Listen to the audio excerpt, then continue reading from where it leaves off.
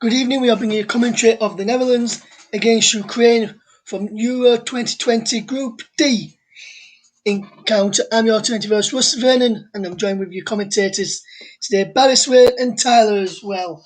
A big warm welcome to commentary. The commentary up to Tyler. How are you doing, mate? You okay?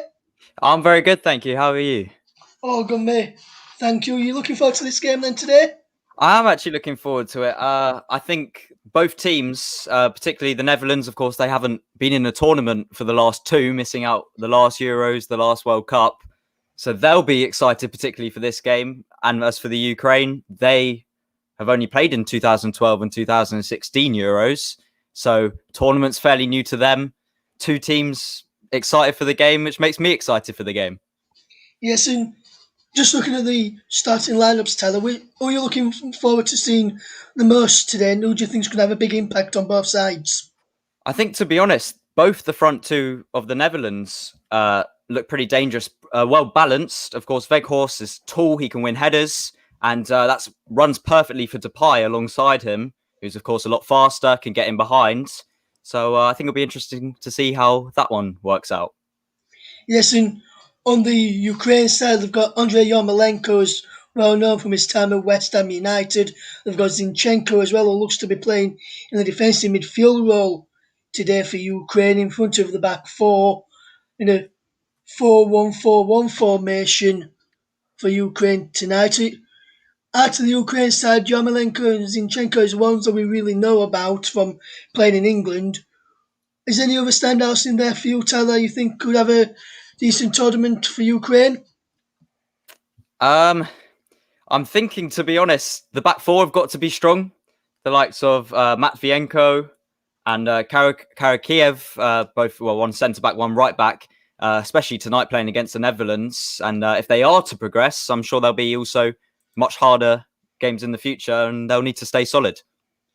Yes, and if you look at the subs benches as well, Tyler, and we'll fetch Barry in a minute on the teams as well and see what he thinks about both lineups as well. But if you look on the both benches, who do you reckon on there who's got the best substitutes who could change a match? Change a match? Is it Van der Boer or is it Andrei Shevchenko for you? For me, I think it's got to be Van der Boer. With the likes of, firstly, strong defensive options with the likes of Nathan Ake on there, of course, of Manchester City, and De Jong up front is again similar to Wagenhorst. So it'll be a like for like swap, and there's loads of options really for the Netherlands. As for Ukraine, more difficult to really to pick out names that I've seen play. So be interesting. Yes, it will be interesting. And I'm going to fit you in as well now, Barry. Good evening to you, mate. Hopefully, you're doing okay. Yeah, very well, Turn thanks, mate. Yeah. Looking forward to this good. one. Yeah, Turn Cooper Miners on the bench for the Dutch. He's been linked with a move to Leeds. He's currently playing his trade at Ajax. They've obviously got Martin de Roon and Jorginho Wijnaldum in the midfield as well, the Dutch. And if you look at both sides, Dennis Popov on the bench for Ukraine. Same question which I just asked to Tyler. Which benches, who do you think are the strongest bench out of the two? Well, from what we know, obviously, there's more familiar faces on the Dutch bench. De Jong, Berghuis, Nathan Ake, of course, a league winner in the Premier League with Manchester City, albeit a bit part. David Klaassen. So yeah, Cooper Miners, like you just mentioned. So there's a lot more familiar faces. But listen, this is a tournament about outsiders coming through, making a name for themselves. It could be, a career-defining few weeks for a Ukrainian to step forward, have a good tournament, and suddenly he's playing in the big league. So you just never know. And what you have got here tonight is a team that might not be scattered across Europe, but they will have lots of Champions League, Europa League experience, and they're well versed in playing at that level of football, and they're not to be sniffed at. They could be a dark horse. Yes, the could be. The players are ready for kick-off now, almost ready for kick-off, just about to go through both sets of the national anthems in a moment. So I'm going to hand over to match commentators ready for the game in the company of Tyler alongside Barry Swain. Yes, thank you very much, Russ. It's a major tournament, often lit up by Dutch Orange, but never before has a major tournament come to the Netherlands. 3 group matches in Amsterdam must surely give the Dutch the edge in Group C. Tonight's opponents, Ukraine, must fancy themselves to get out of this group. Certainly not an easy opener for Frank de Boer, a manager best remembered for his short time at Crystal Palace. But that meagre stint appears to have drawn lots of conclusions on his managerial capabilities. He did, however, take Ajax to 4 Eredivisie titles right here in this very stadium and enjoyed moderate success in the USA in the MLS with Atlanta United. Let's focus on the 2 teams and the lineups. First of all, let's have a look at the Netherlands. De Boer makes just the one change from a comfortable warm-up win against Georgia last time out at the Le Grosch Vesta. As at Alkmaar. Patrick van Aanholt is preferred at left wing back ahead of the Ajax man Ryan Gravenberch. So the Dutch lining up with the oldest player in the tournament in goal, Martin Stekelenburg.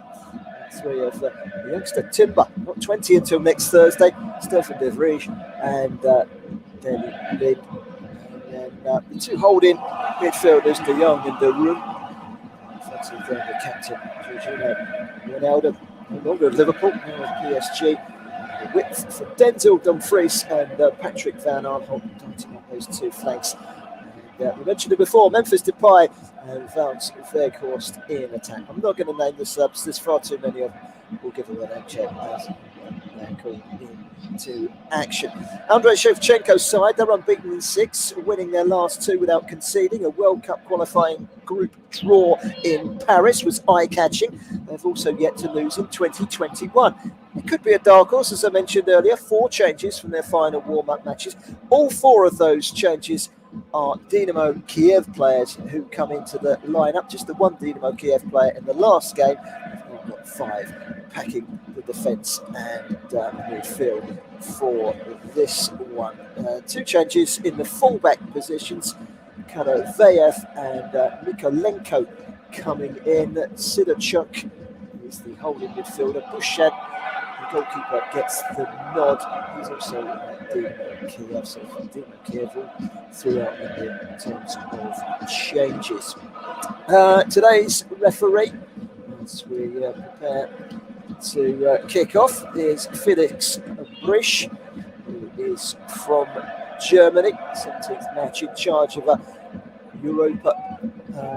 European Championship match, including qualifying. 126th UEFA appointment. He's 46 in August, one of the elder statesmen. He's assisted by Mark Borsch and Stefan Loop.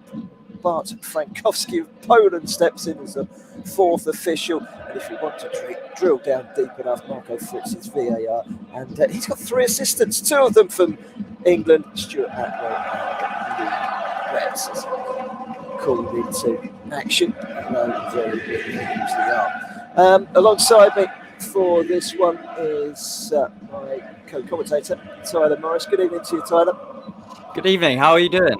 Very, very well. Really looking forward to this one, and should be a really good feel for the Netherlands. You know, we've seen some good performances so far. England were so earlier.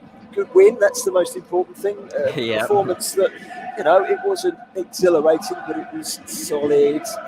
A good performance. Italy have been good so far. The Belgians have raised eyebrows. You know, it's now down to the Dutch. They've not been earmarked as favourites by any stretch of the imagination, but they've got the capability. Tonight's a big test for them, isn't it?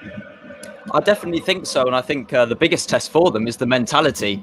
Of course, playing inside of their own stadium in their own country, in front of all of those fans, and also not being in the last 2 tournaments.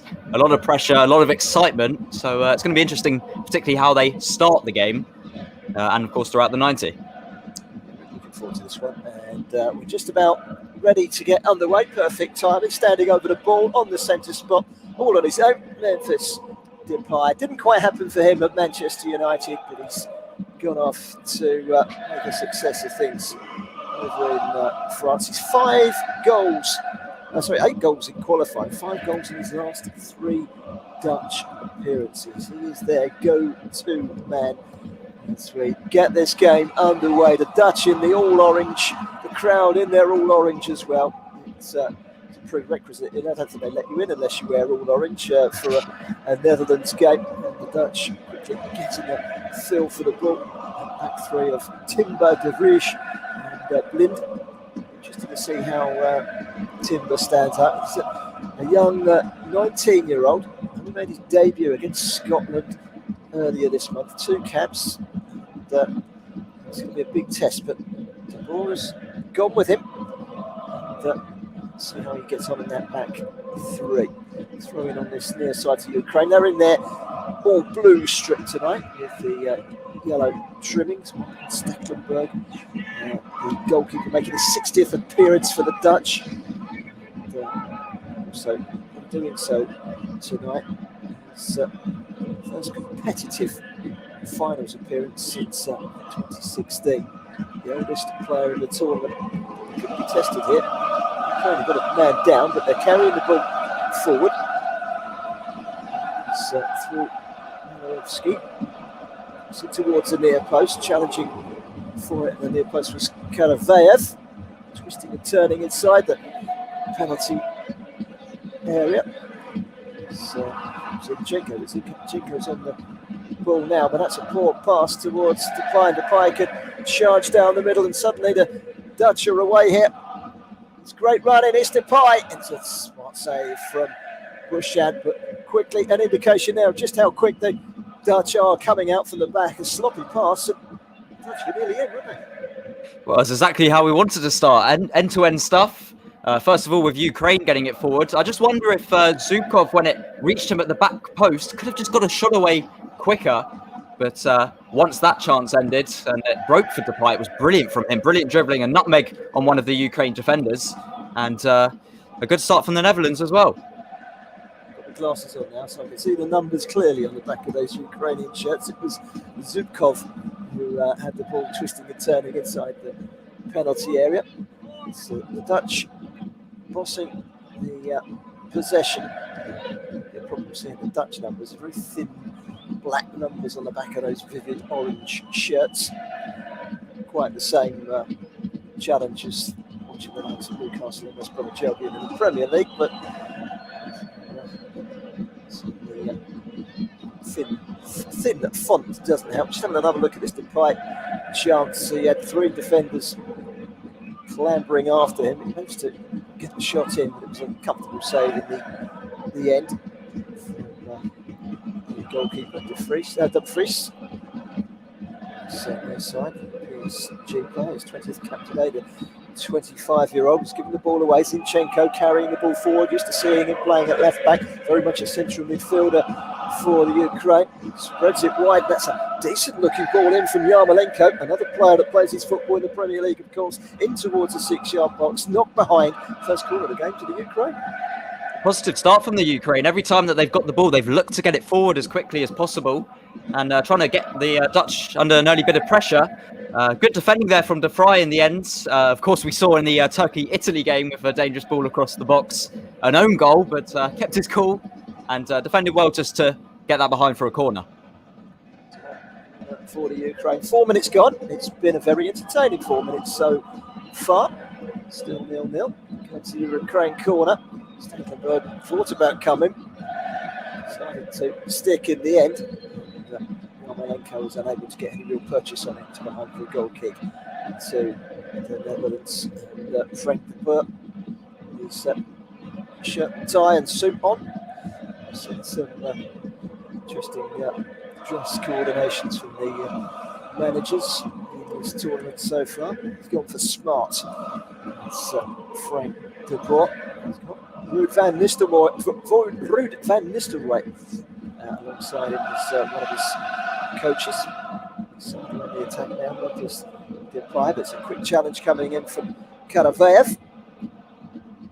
Celebrated his birthday last week. Turned 29.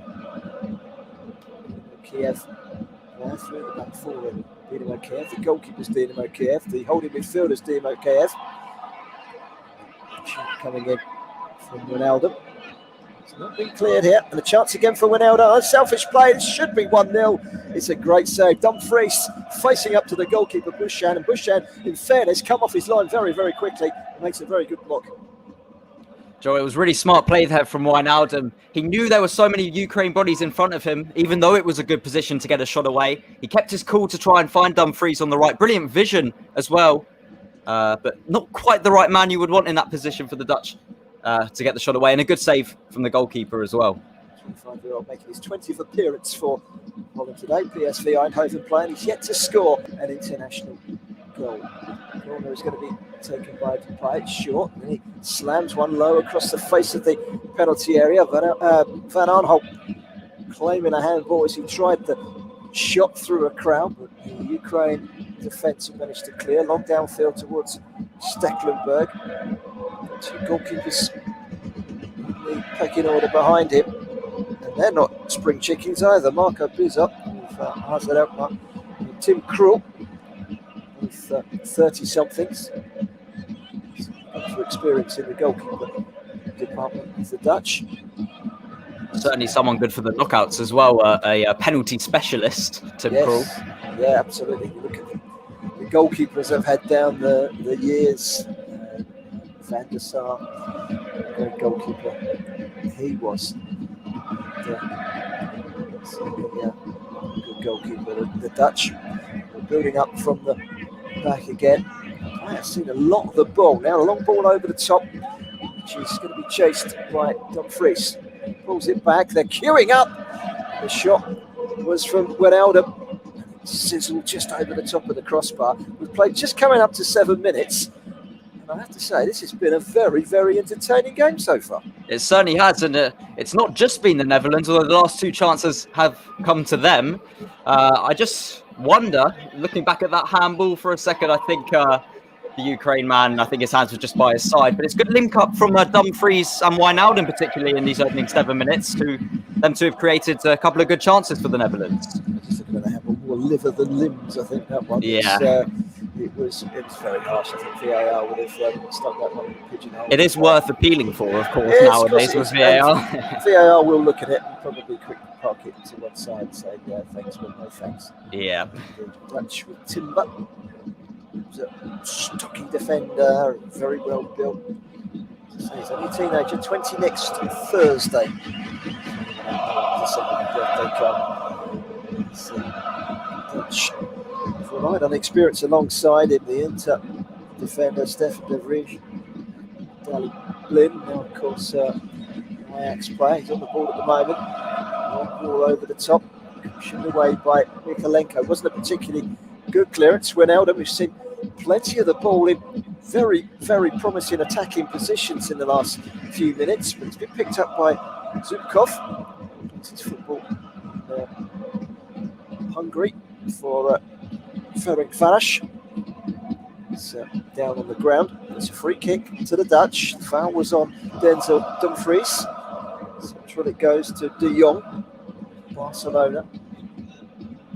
Look at these players on paper across this Netherlands side. A lot of people say a lot of individual talent, but can they be a collective talent? This is where they are being put to the test in events like tonight. But it's been a very good start for the Dutch. But this is half this Ukraine side who have had a moment or two of their own in this game so far, stretching to get the ball away in the right back position is Karavayev. Picked up in the midfield by Sigurchuk. Carrying the ball forward, Malinovsky. Carried on right to the edge of the penalty area. It was charged out. Dutch can bring the ball away with Gigi Wijnaldum. Taking stock of the situation and sending it over to the left-hand side. The ball forward, comes out nicely by Vienko. Look one out. He's not the Dynamo Kiev defender at the back. He's the Shakhtar Donetsk experienced 29-year-old. There's limping Alexander Zubkov, who still seems to be struggling after that clash a couple of minutes ago now with Denzel Dumfries.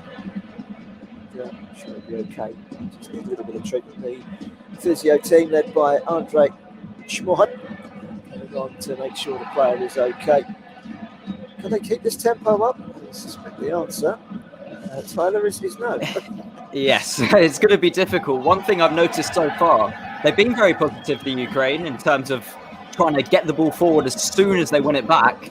However, they're not quick to think about how they can defend after that, and which is why the Netherlands keep hitting them back straight after they give the ball away.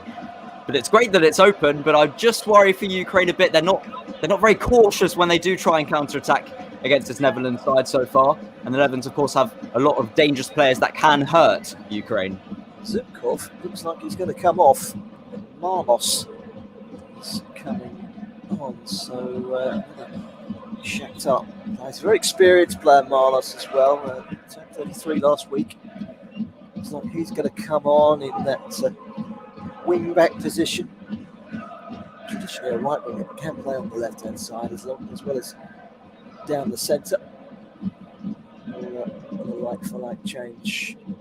So when he comes on at the moment, down to 10 men just for the moment. Zubkov has remained off the pitch.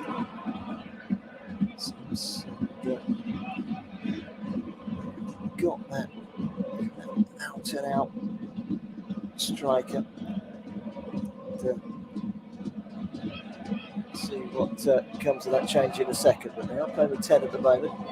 On the far side, Patrick van Arnhem. It's the Dutch kick ball. Timber. Towards the right hand side. Denzel de Vries. Particularly good pass back to Timber. But Dutch still have it. Laboured. De Vries wide on the right hand side. Turning there.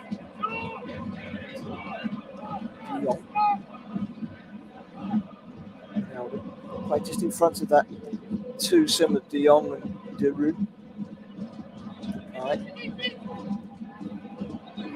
Weghorst, big striker. Target very different players. Weghorst and Depay. Weghorst and the Dutch again. Been cut out by Kanaveyev. Now a chance for Ukraine to come forward. Kanaveyev done well there. He's carried it up towards the halfway line. The flag is quickly up. And, free kicker. They might suddenly have the opportunity to get it's a like-for-like change, really, isn't it? Yeah, I think so. Shame for Zubkov, of course, having more of a half chance in the opening couple of minutes. But hopefully he will be okay for the later on games, maybe in these group stage and in the tournament. Dutch once again keep the ball forward towards Weghorst again, who's suddenly putting himself about inside towards Ronaldo. Ronaldo then charging the ball down, wouldn't quite come for the play. Referee's whistle has gone. For a kick to Ukraine. We played 13 and a half minutes here on the commentary hub. It remains the Netherlands 0, Ukraine 0. For those of you in hibernation who didn't know what happened earlier on, Austria got the better of North Macedonia. 3-1 in the end, I believe. Someone could just nod in my ear because I didn't actually see the final whistle on that one. But yes. It was 3-1. Yeah, I'm glad you said that. Thank you. And of course, England, thanks to that Sterling goal just after half time, beating Croatia at Wembley by 1 goal to the winning start for the first time in the Euros in the final stages, which is the first good news for them. It's good performance to see us. The Croatians have a bit of revenge for the World Cup semi-final defeats. So there we go. Towards the right side, so Yarmolenko pushing up against Danny Blind, steps in. And go Blind.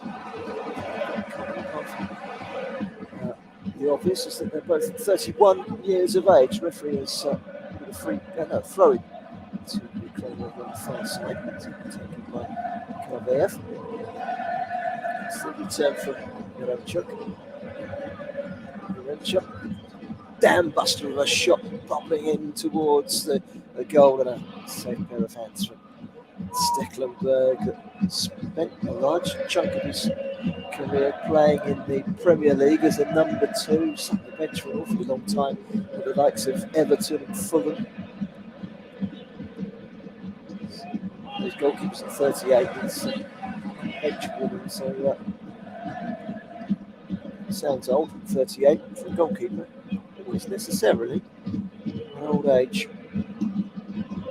I think I remember the likes of Brad Friedel playing to about 42 years of age. Yes, Dino's sure going back further to these summer tournaments. Pat Jennings, I remember in my infancy, showing my age, when he was playing for Northern Ireland in, I think it was 86.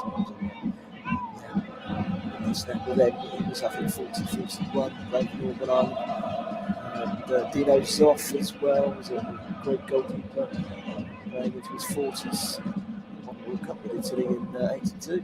Won the World Cup, lifted the World Cup. And so, does an echo 40, certainly not for goalkeepers. Dutch have been on top of this game pretty much exclusively, but Ukraine have given us a brief glimpse of what they're capable of doing going forward. There's still, they've got the ball at the moment in a 5-man midfield. There are 3 players going forward over the halfway line. They're not sitting behind the ball and saying to the Dutch, come and get us, you've got to break us down. They are looking to try and cause some damage of their own. Yarmolenko really making any progress. It's Marlas, first touch for him since coming on as a substitute for the injured Zubkov. A chance to get forward for Yarmolenko. It's the time to get the cross in. It comes off brushes the head of Yaremchuk and flies away to the far side for a throw to the Netherlands. If it was a little bit lower, that could have been problematic. Yaremchuk just unable to reach it. Throws at 2 minutes gone. It's going to be taken by Patrick van Aanholt. Dutch taking their time at the moment. This throw, Van Aanholt to Wijnaldum. Sticks past Zinchenko. Fouled by Zinchenko. No, the Dutch have it anyway with Wijnaldum. Deep inside his own half on the left-hand side. Shuffles back inside. Decides the options ahead of him were not convincing enough, so he goes back to Blind, and then Stecklenburg clears to Dumfries on the right-hand side, nervously winning a throw-in. Closed down. Dutch have it back. Timber. Stecklenburg slowing things right down. Julian Timber again. Indication of a player that's made it into the squad, not just made it into the squad, suddenly he's bang from the word go. He's in the starting 11. There's an opening.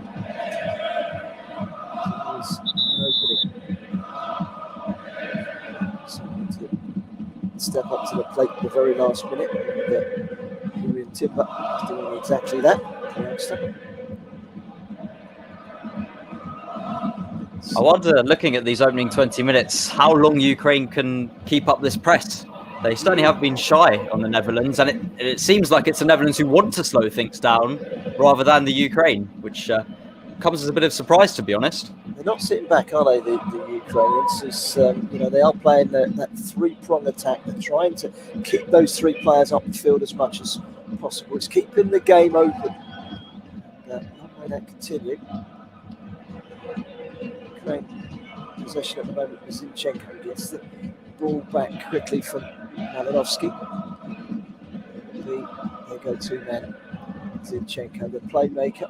Don't often see him in that role. Doesn't get that opportunity at Manchester City. Good player though he is. It's a long list to have to get past to try and get that role for Manchester City. Getting in there for a League Cup first round game is very difficult for Manchester City. It's there's such an array of talent playing it for alongside that you want to dispossess to take those positions. But he is a good player, Zinchenko. I've seen him a few times for Manchester City in the past couple of seasons. I've always been very impressed with him. It's Timber again, shuffling forward to the crowd of blue shirts in that midfield. So he checks back. Lind to look out to the left-hand side. Van Aanholt right inside the Ukraine half. Yarmolenko passed easy. Defeated Weghorst. Lind sent around the corner by Depay. Had a very, very lively first 3 or 4 minutes in this game. He's off the radar slightly since. The Dutch forward. Risch. Mr. Depay. Through ball cut out by Zabarnie.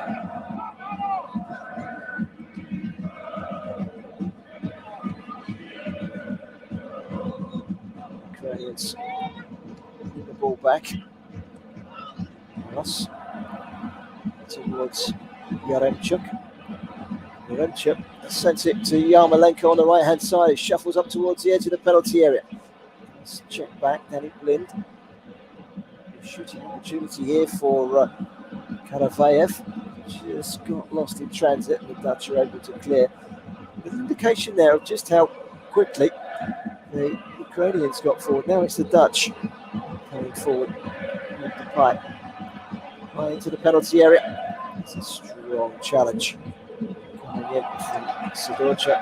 It's rolling the anchor of that midfield. Very, very important. That was a very timely challenge. Come again, the Dutch edge of the penalty area towards Depay. Good turn from him onto the left foot. It's taken off of him. The back pass very nearly made it all the way through to Patrick Van Aanholt. It looks almost stamped on as an offside, but of course it was a back pass, wasn't it? Doesn't count for anything, and it's now going to be a throw-in taken by Memphis Depay. In fact, he's going to leave it for Van Aanholt.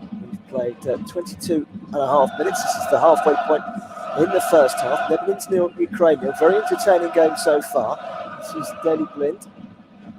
So trying to flip the ball through, but it's just a wall of blue shirts there. They've dealt with it very well. So far, they've defended very well, haven't they, the Ukraine? They certainly have, yes. The one thing I worry for them is the only times we've really seen Depay in this game is when Netherlands are on the break. But Ukraine, once they have got a chance to get bodies back, they sprint back, they're working hard, and that's what's causing the Netherlands problems at the moment, trying to break them down. So, very entertaining so far. Zabarnie towards the right-hand side of Karavayev. Karavayev coming forward. 34% possession from the Ukraine so far. Doesn't feel quite so one-sided as that, but certainly the Dutch have had more of the ball, 66% for them. So Zinchenko flicks it around the corner. Marlos. Zinchenko looks up and brings in Karavayev forward from the fullback position. It's a great little dummy from Marlos trying to get the return from Yaremchuk. Yaremchuk trying to win the aerial duel. Came off best there. The Dutch have given it away again, and Ukraine are enjoying a decent spell in the last couple of minutes. Plenty of possession. With Zabarnie. Zinchenko again in the thick of it. Nice little flick to take out De Jong. Very nice there from Zinchenko. Ball into Yaremchuk as well. Now Marlos. So it comes. Quite run for Malinovsky. Dutch have the ball back. Lind. It's a decent pass forward as well. There's a Ukraine player going down in the thick of the action. Here's Depay. For a moment there looked promising for the Dutch. It might yet look promising, but a good header away from Mykolenko. It was really clever that from Daley Blind with the quick free kick. already with just that one short pass, beat about 4 Ukraine players, which is what allowed that counter-attack from the Netherlands. Dutch coming forward once again here. This time we're Ronaldo. Gigi Ronaldo, I should say. Towards Dumfries.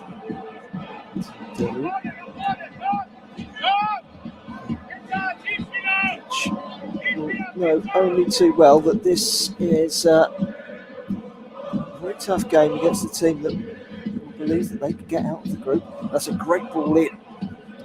Curled ball from the right hand side, low in towards the 6-yard box from Denzel Dumfries. Just needed someone to gamble there, and no one really took that gamble, did they? I don't think so. I saw Depay at the back post not moving at all, really. Wagenhurst maybe tried to get onto it, but not coming to anything. They on the ball again now, but the referees decided to pull it back for a free kick. There's a few times I've seen that in this tournament so far, the referees getting in the way of play. Yeah. It happened early in the England-Croatia game that Modric wasn't very happy because it was a very good potentially shooting position. It got dragged back to a melee. Nothing more. Just once passed. I suppose from time to time it's going to hit the referee. Dumfries.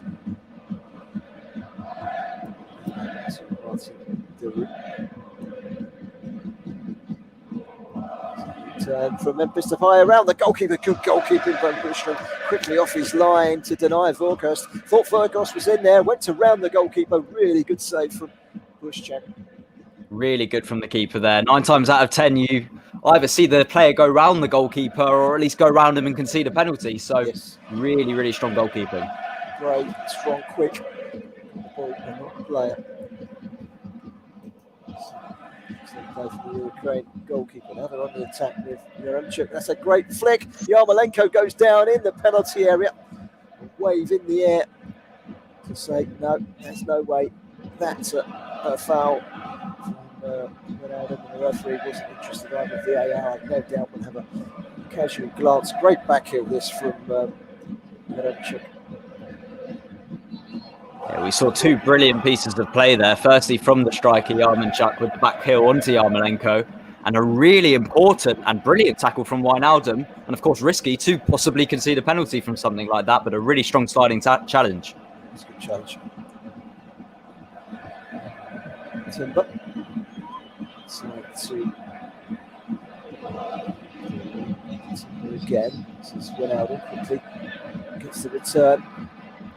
To the penalty area it goes. It was Wijnaldum to Weghorst, back up to Depay, but again they're standing strong at the back. Is that 3 for 4, back 4 that play together at Dynamo Kiev.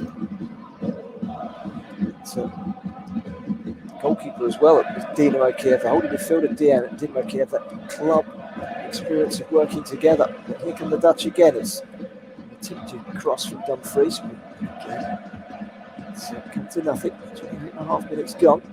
It's 0 Ukraine, 0 deep cross into the box. One in the air, it's a stretch though from Dumfries. Away by Malinovsky. Malinovsky out against Ronaldo, cuts inside.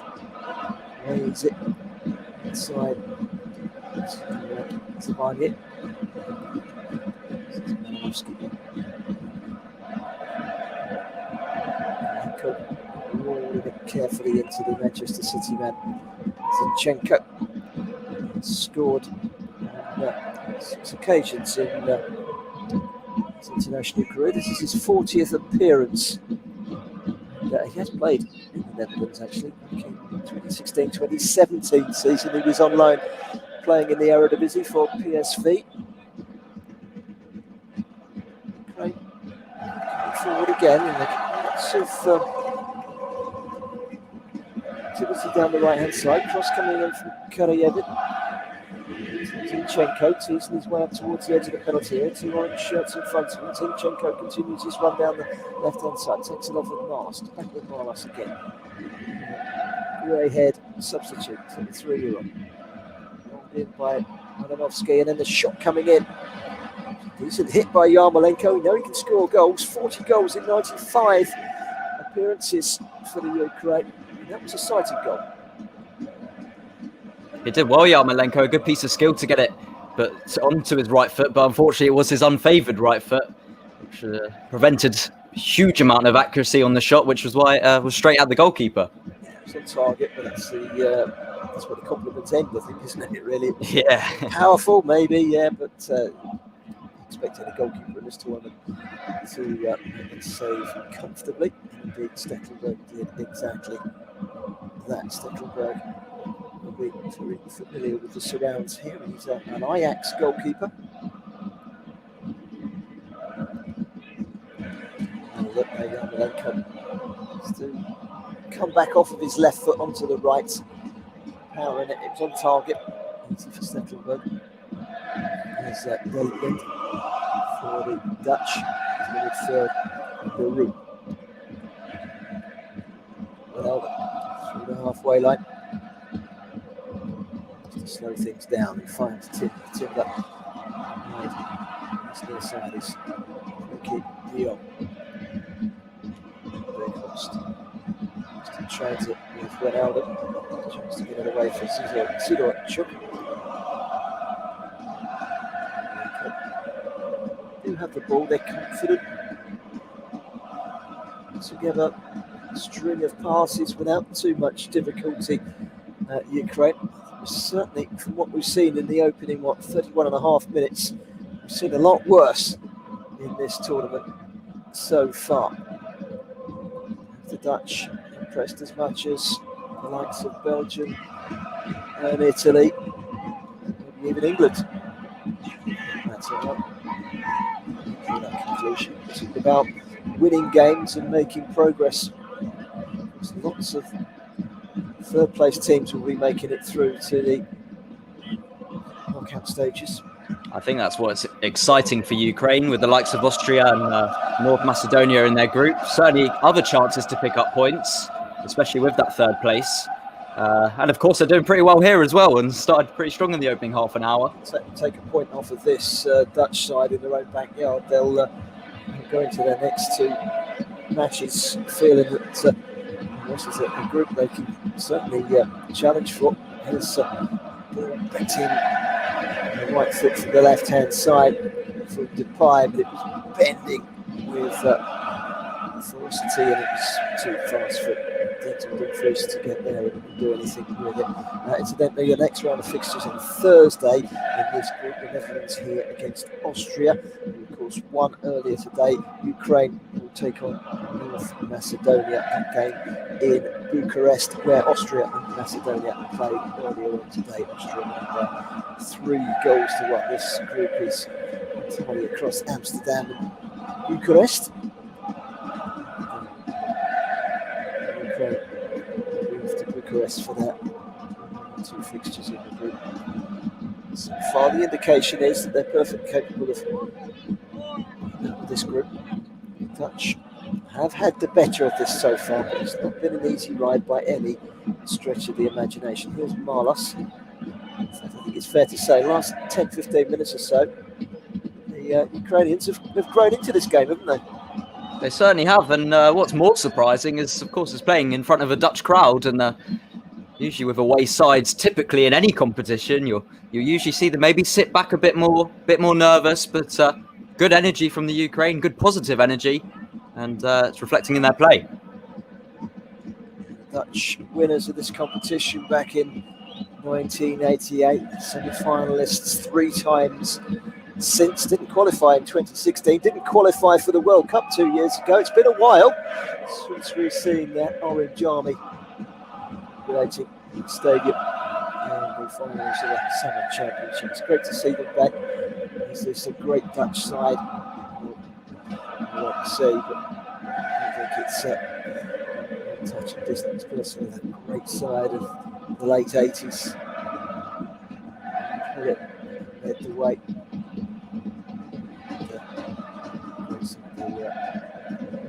And back into the 90s, and then the turn of the century, great players they had. They've gone off the boil. past decade or so. Young crop.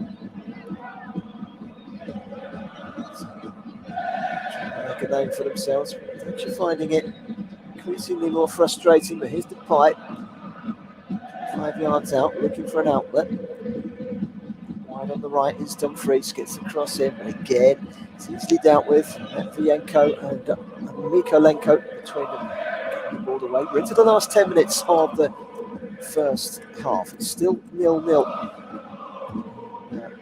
It's a Group C encounter.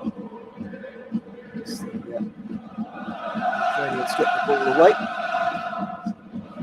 Long ball, headed up in the air by Zabarnyi. Challenging for it is Weghorst. Sitting across, hands behind his back. Matvienko happy to just smuggle that one behind for a corner to the Dutch. What's coming up on the Commentary Hub? Well, all three of tomorrow's Euro 2020 matches are live here on the Commentary Hub. 2 p.m. Scotland host the Czech Republic. Russ Vernon, your commentator. They head for Badminton. Mike Hardiman thereafter to just see what happens with this corner. It's a shot that's drilled in from inside the box from Patrick Van Aanholt. It was on his left foot and it was powerful, but it was rising over the crossbar. Mentioning the games tomorrow, Mike Hardiman has the second match between Poland and Slovakia in the evening kick-off between Spain and Sweden. Matt Isles is behind the mic for the first time in this tournament. Don't forget to check out our Euros preview show, which was with Mike Isles, recorded on the eve of the tournament, and the link for that is on our Twitter account at Commentary Live 1. It's at Commentary Live 1. If you want to interact with us, the commentary team at Commentary Live 1 is the place to go. And it's a free kick for the Dutch, trying to take it on the halfway line, but they've been sent back into their own half by the referee from Germany, Felix Reich. So, yeah. Trying patiently find a way around this well-organised Ukraine defensive unit. It's 0-0. It's a very lively start. It's evened itself out. It's only the last 10-15 minutes. Patrick Van Aanholt on the left-hand side. Has to check back to Lind. Side to De Jong. Towards Timber. There's no chances. Centre circle. Lind. To the region. Beg your pardon. Van Aanholt. Right. Dropped in deep. So Elderman's gone further forward. Timber. Again. Shuffling forward. Trying to find an outlet. Weghorst sends it wide. Van Aanholt. Side to the pipe. And lofts it over the top. Good header away by Zabarnyi. And the shot coming in, and it very nearly fell to Dumfries. And that was a decent opening there for the Dutch, who very nearly took the lead. It was a really good save by Buschan. The follow-up nearly fell for Dumfries. I think it's one where if the goalkeeper did let it go past him, I think he'll be heavily criticised for it. He seemed to make a meal out of a shot that was fairly close to him, but of course the most important thing was that he did keep it out. And good following defending from the centre-backs, Matvienko, to get it away and stop follow-up from the Netherlands. Dumfries with the throw for the Dutch. He went to take the throw and drop the ball. He's managed to successfully coordinate his hands this time and gets a good-looking cross in. Not too many orange shirts there, low. Malenko able to clear, but not very far. De Roon. So Dutch enjoying a good little sustained spell of possession inside the Ukraine half. It's Depay again with those trademark wristbands. It's a great ball in. Oh, it's a header wide from Denzel de Vries.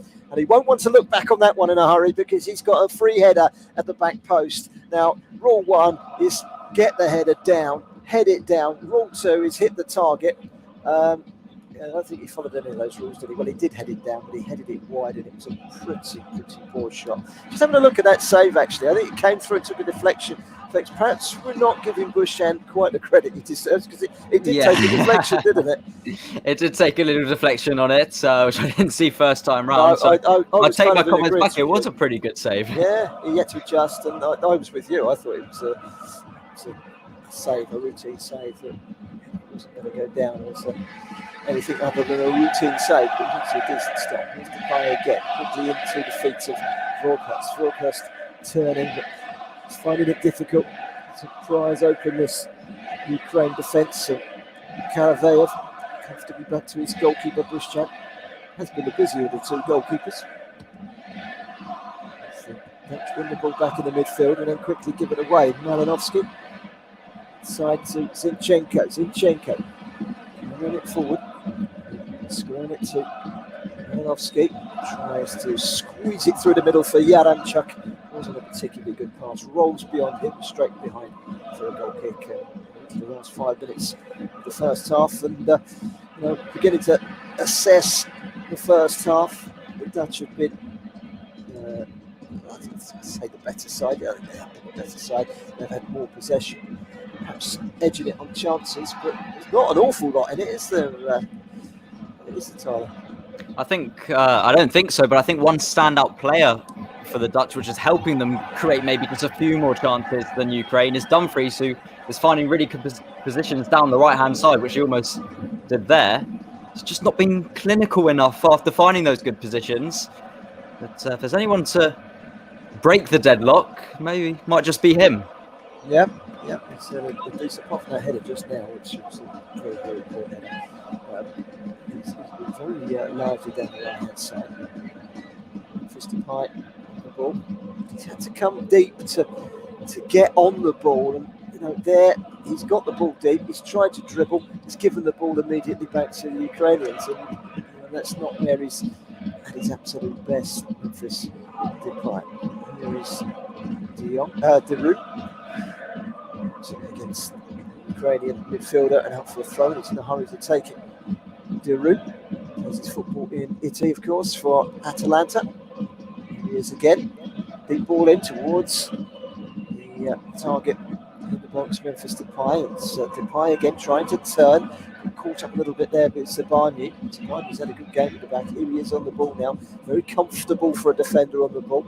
Just as I say that, that's called commentator's curse. Has just gone and sliced it straight out for a throw-in, which has been picked up by Deroux in a deep position.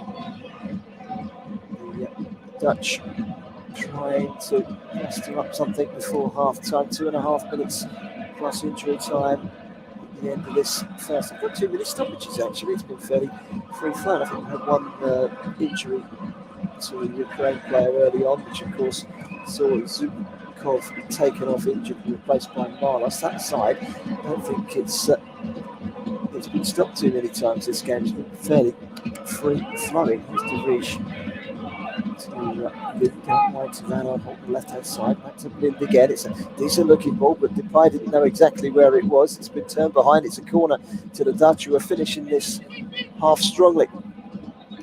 It was important that Zabarnyi got it away there for Ukraine, because De Jong was just coming in inside the area looking to get onto the loose ball, when it would have been a good chance if he were to get onto it. So corner towards that near post, headed up in the air though by Zabarnyi. Away by Marlos. All the way through. Should pick it up again. Outfield player in the Dutch half at the moment. Sends it back to Blind. Not wide is Van Arnold. It's ahead. He's got room to manoeuvre into. Waypoint of the Ukrainian half. Again to Blind. Help. Quite work out there. Hobson takes it into his feet, tries to play it back out again to Depay, and he's ahead of him for a goal kick. Another look at that header. It was a good chance, wasn't it, from De Vrij? Really big chance. He'll be kicking himself. You've got to hit the target, haven't you? At this level of the game, you've got to hit the target. It almost seemed easier to hit the target than somehow put the ball in the complete opposite direction wide. Well, they could be in trouble here, the Dutch, because here come Ukraine. That's a decent looking ball in towards the penalty area. Yaremchuk.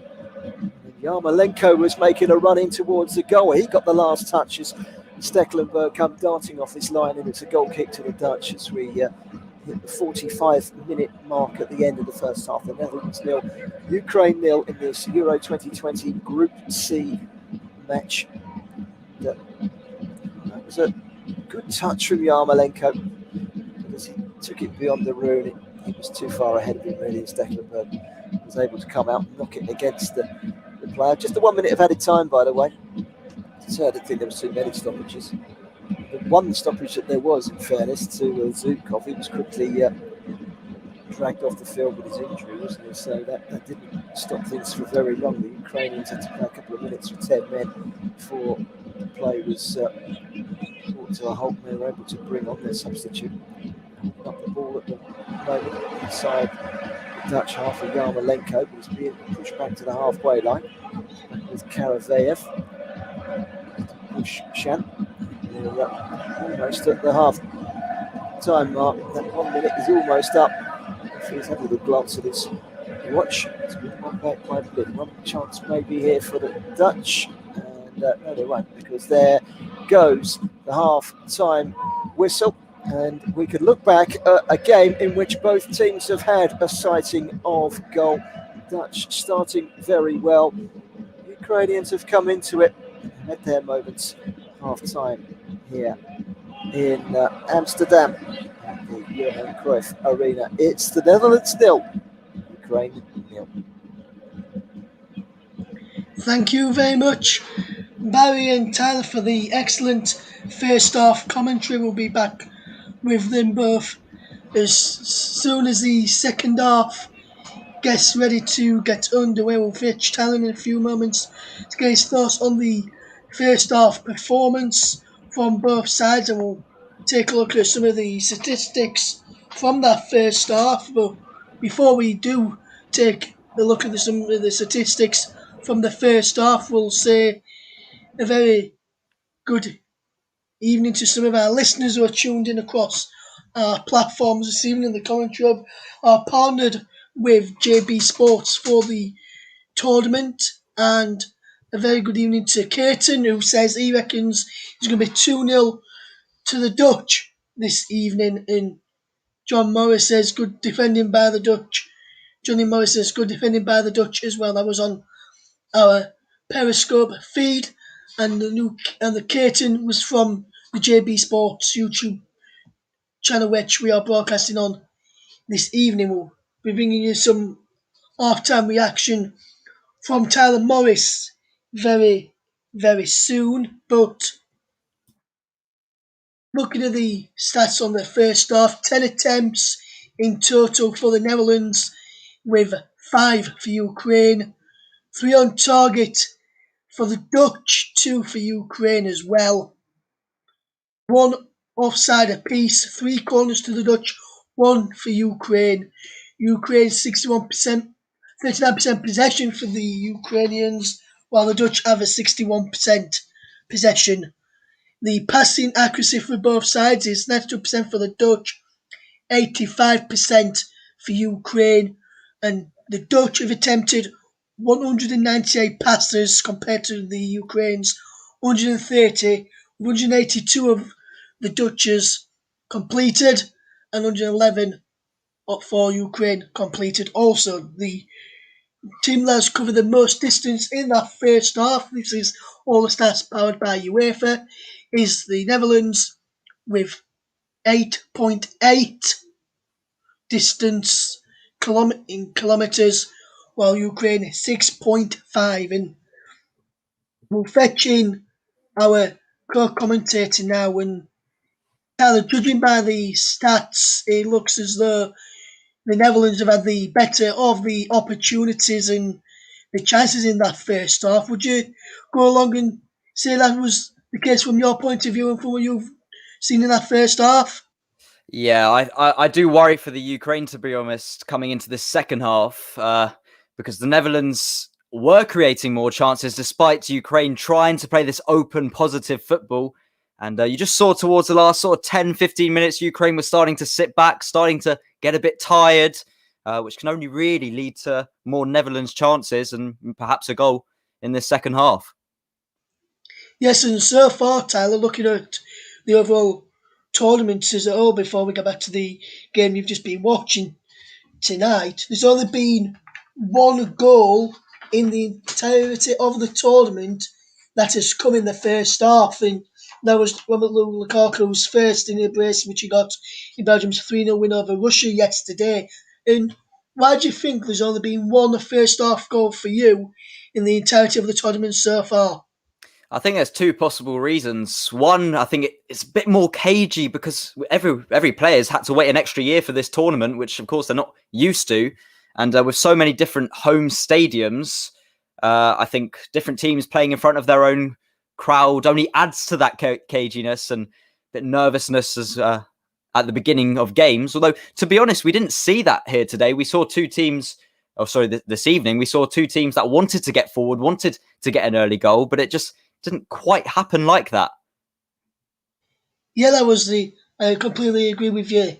You then, if you look at both teams, obviously the Dutch have had more of the chances and just seen one which was a fantastic save from the Ukrainian stopper from the number 8, Wijnaldum, by Bushkan, on just as the TV pictures came back on there, and that was a fantastic save. And he's had to make quite a number of saves as Bushkan in that first half for Ukraine to keep them in it. And what do you think the manager for Ukraine, the Andrei Shevchenko, what do you reckon Andrei Shevchenko will be saying to his side of the break to try and combat the chances that they've had to face in that first half?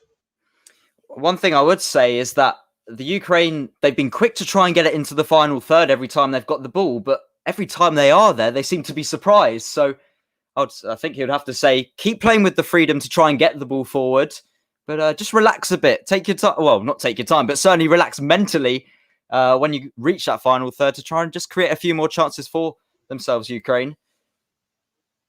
Yes, and one player for me which has really stood out in that first half performance from a Dutch perspective, you can look at Dumfries going forward and creating chances down the right hand side for the Dutch, and Benelog likewise down the left. But one man in particular for me, which seemed to be one of the creative sparks for the Dutch, Tyler, in my opinion, is Georginio Wijnaldum, and you can see why he's a big player, and you can see why he's the captain for the Dutch, can't you? I certainly can. I think Maurizio Pochettino will be happy watching a performance like this from him.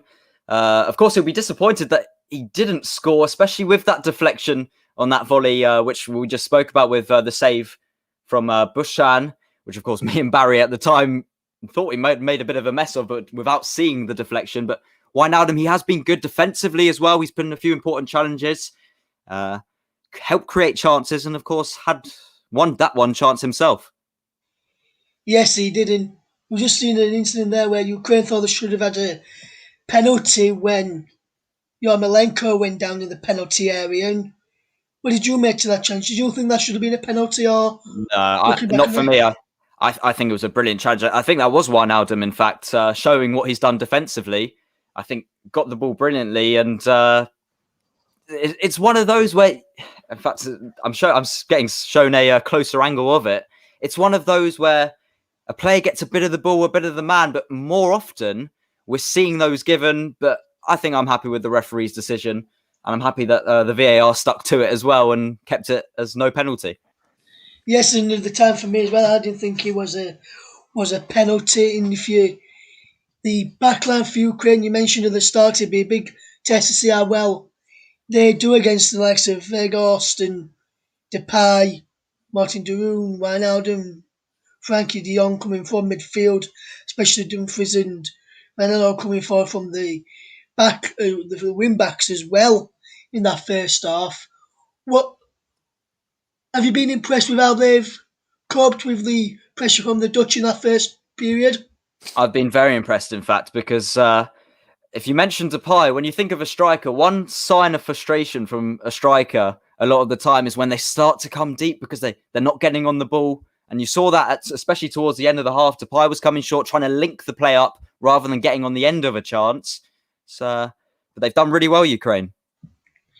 They have, yes, and if we continue to play like they have Ukraine, there'll be more of a chance to try and get. Probably think they could have a chance of nicking the win in this game. And if you then manager Andrei Shevchenko at half time, you've already mentioned we'll be saying to the attackers keep composed and keep mentally switched on. But what do you think he'll be saying to the defence in the break to do to keep Weghorst and Depay have been quite like they have done for the majority of that first half? I think one thing he's got to say to them is stay concentrated. Don't get yourself too settled. Make sure you're staying switched on at all times because they do have quality, the Netherlands, the likes of Depay, as we've mentioned, a strong midfield with Wijnaldum and De Jong in it. Any sort of moment can create a big chance in Netherlands. They just got to stay switched on Ukraine, which they did do very well across that first half. They did, Jason. Van der Boer, obviously the manager for the Dutch, he's got the likes of Cooper Miners, Klaassen, Luke de Jong, all on the bench who could create things and set them on the way down the field. And what do you think De Boer will do? Do you reckon he'll look and maybe make a change round about the hour mark? Or do you reckon he will make a change at half time and try and get the first goal very early on in the second half? Because with Italy, they got it quite early on in the second half and then they managed to just cruise in second gear to get the victory in the end on Friday night. What do you reckon the Dutch will do? I think they should stay patient. I think Frank de Boer should maybe keep it going for a bit longer. Of course, if they are to get that first goal, the Netherlands, that's when it will very likely get easier for them with a possibly tiring Ukraine side. So I'd say stay patient, keep going. The flow in their play has been pretty good, the Netherlands. It's just in that final third, they've struggled, particularly later on in that first half, to create any real chances, apart from that Dumfries header, of course. But I think they should just stick to it a bit. Of course, they do have quality on the bench, but I think in time he should start looking at the bench. Yeah, so with Shevchenko then, how long do you think it'll be before he looks to the bench, to the likes of Popov and players like that who's on the bench who can change a game? How long do you think it'll be before he comes makes a change, Shevchenko, fetches someone like Popov and onto the field of play? I think really he's got to be looking at how his players are feeling, how tired they are. They've worked hard in that first half. I think it's teams like Ukraine in this sort of situation where they'll feel fortunate for the 5 substitutions so they can keep the legs fresh. I think Popov is a player with brilliant quality. That's one substitution that could maybe actually make a difference in quality. But apart from that, I think it's just important for the Ukraine just to hang on in there, keep going, and that's what the substitutions will help them out with. Yes, they'll help them out in plenty of possession and chances as well, and they'll be able to create quite a lot of things as well. If you're just gonna push now as we get ready for the second half in a few moments, we'll be getting ready for the second half and handing back to Barry and Tyler for commentary on that second half. But at the moment, you've seen a very good game. The Dutch dominating possession, having a lot of the possession and a lot of the chances in that first half. If you were to look for an out-and-out winner, if I were to push it to say the final score and what you think the final score is going to be, Tyler, who's your money on and what score do you reckon it'll be come the end of this game tonight? I think I could take a risk. I could say Ukraine, but I think I am going to go with the Netherlands. And I do also think that maybe by a margin of 2 or 3 goals rather than just the one, because what we've seen in this tournament, when one team does get that first goal, the floodgates seem to open, and that's what I can see happening in this second half. Yes, and it'd be very interesting to see. Now we've touched upon how long it is before Van der Boer and Andrei Shevchenko will go before making a change and going to the substitute bench and changing things up. It'd be interesting to see how long that will be before it does happen. It'd be interesting to see what tactics they've got up the sleeve and what they've been saying how to change things around in that at half time for both sets of managers, and we'll be getting ready to hand back across in a few moments. But while we're just waiting for the second half to get underway, then Tyler, in your game which you're covering alongside the brilliant Barry Swain this evening, just going to just ask you a quick question. I know we spoke about this briefly off air before we went live tonight, but England today, good. You've got to say the performance from Phillips was superb, man of the match performance from him, but what a ball it was from him to set Raheem Sterling up as well, wasn't it? Yes, it was brilliant, and brilliant close control as well, just to get away from the Croatian midfielder to be able to get a chance to play that pass forward. And I think it was a very important moment for him to try and get a few little critics off his back already in this tournament and give him a bit more confidence throughout. Because one thing that happened with England today was, I think defensively they were very strong, and it's the defensive side that they've been criticised for, and sort of there's been shown weakness certainly in the past. So I think it's promising for England, and I think there's still a lot more for the attack to bring as well. Yes, and the players are back out. You can see Andrei Shevchenko, see Alexander Zinchenko on the field of play, Van der Boer in his seat, Andrei Shevchenko there as well. So time to turn back over to your match commentary team of Tyler Morris alongside Barry Swain for the second half. Thanks, Ross. Yes, the two teams out for the second half. Any changes from either head coach. Get the second half underway. Always like a little bit of a quiz question to get the juices flowing as the second half gets underway. There's been 8 hat-tricks in the final tournaments of the Euros. But, which player scored 2 hat-tricks in one tournament in the finals of the Euros? Which player scored 2 hat-tricks in one tournament of the Euros? Have a think about that and let us know. No more Googling. Don't do the research at home. Here's Ronaldo. Talk about hat-tricks, so very much down as a match in which we're going to see a hat-trick here. But you never know. Just asked there, Russ, about the predictions of Tyler. I totally agree. You could go either ways. The Dutch get 1, they could get 2, they could get 3. But I'm not ruling out Ukraine nicking this 1-1 yards. You've got a little feeling they are capable of winning this. And I've been very impressed with the way they've defended. Zabani at the back has been excellent. 18 years of age as well. We've not mentioned the fact that this is only his 9th appearance for his country, but he looks completely at age. He's big, he's strong, he's good in the air, he's quick, and he's very confident with the ball at his feet. But he's got a big future if he plays like this every week for Dynamo Kiev. Yeah, I definitely think so. You've seen in these tournaments in the past players from perhaps or lesser known players being picked out from bigger sides, and certainly a big opportunity for him this tournament, and let's hope he can keep going for the rest of this game in the way he's played the first half. The first half, third back four from Dynamo Kiev, the goalkeeper's Dynamo Kiev, the holding midfield of Dynamo Kiev. It's very, very it's very straightforward for these guys to know the roles of everyone around them, and there's a bit of continuity coming into it. The Dutch have found it difficult to get going. We've played 2 minutes of the second half. It's a goal kick, which is taken by Juszczyk. Decent saves in the first half to keep the Dutch at bay. Dutch had 3 decent chances. Referee has just things up for a moment. The official stepped forward before Kanaveyev took the throw to hold back. I'm not sure what fault. The referee was standing there ready to go. Strange one. There is Yarmolenko. Brings it forward, low into the feet of Yaremchuk. Keep it moving. Zinchenko, neat and tidy. Over towards Marlos, the substitute. On for the injured Zubkov. Out of the early stages. Touch here for Sigurchuk. Midfield player. Weghorst moving forward. So watched carefully by Matvienko. It's the experience at the back there.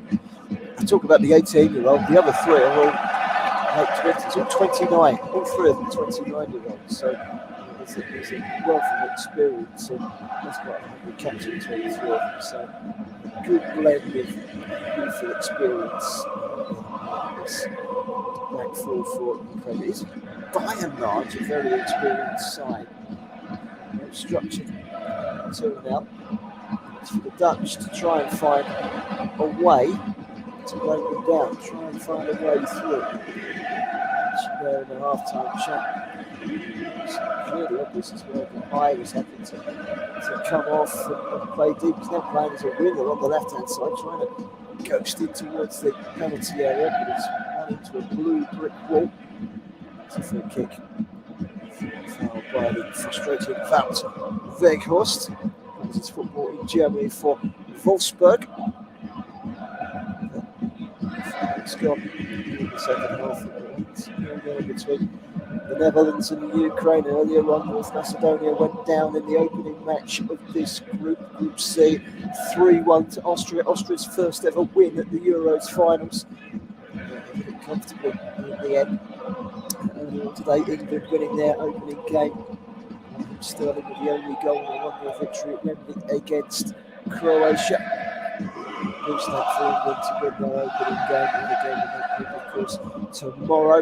It's the first of 3 matches. You can hear them all here on the commentary hub. 2 p.m. Scotland hosting the Czech Republic at Hampden Park, and Russ Vernon will be a commentator for that. Here come the Dutch down the left-hand side with Blind.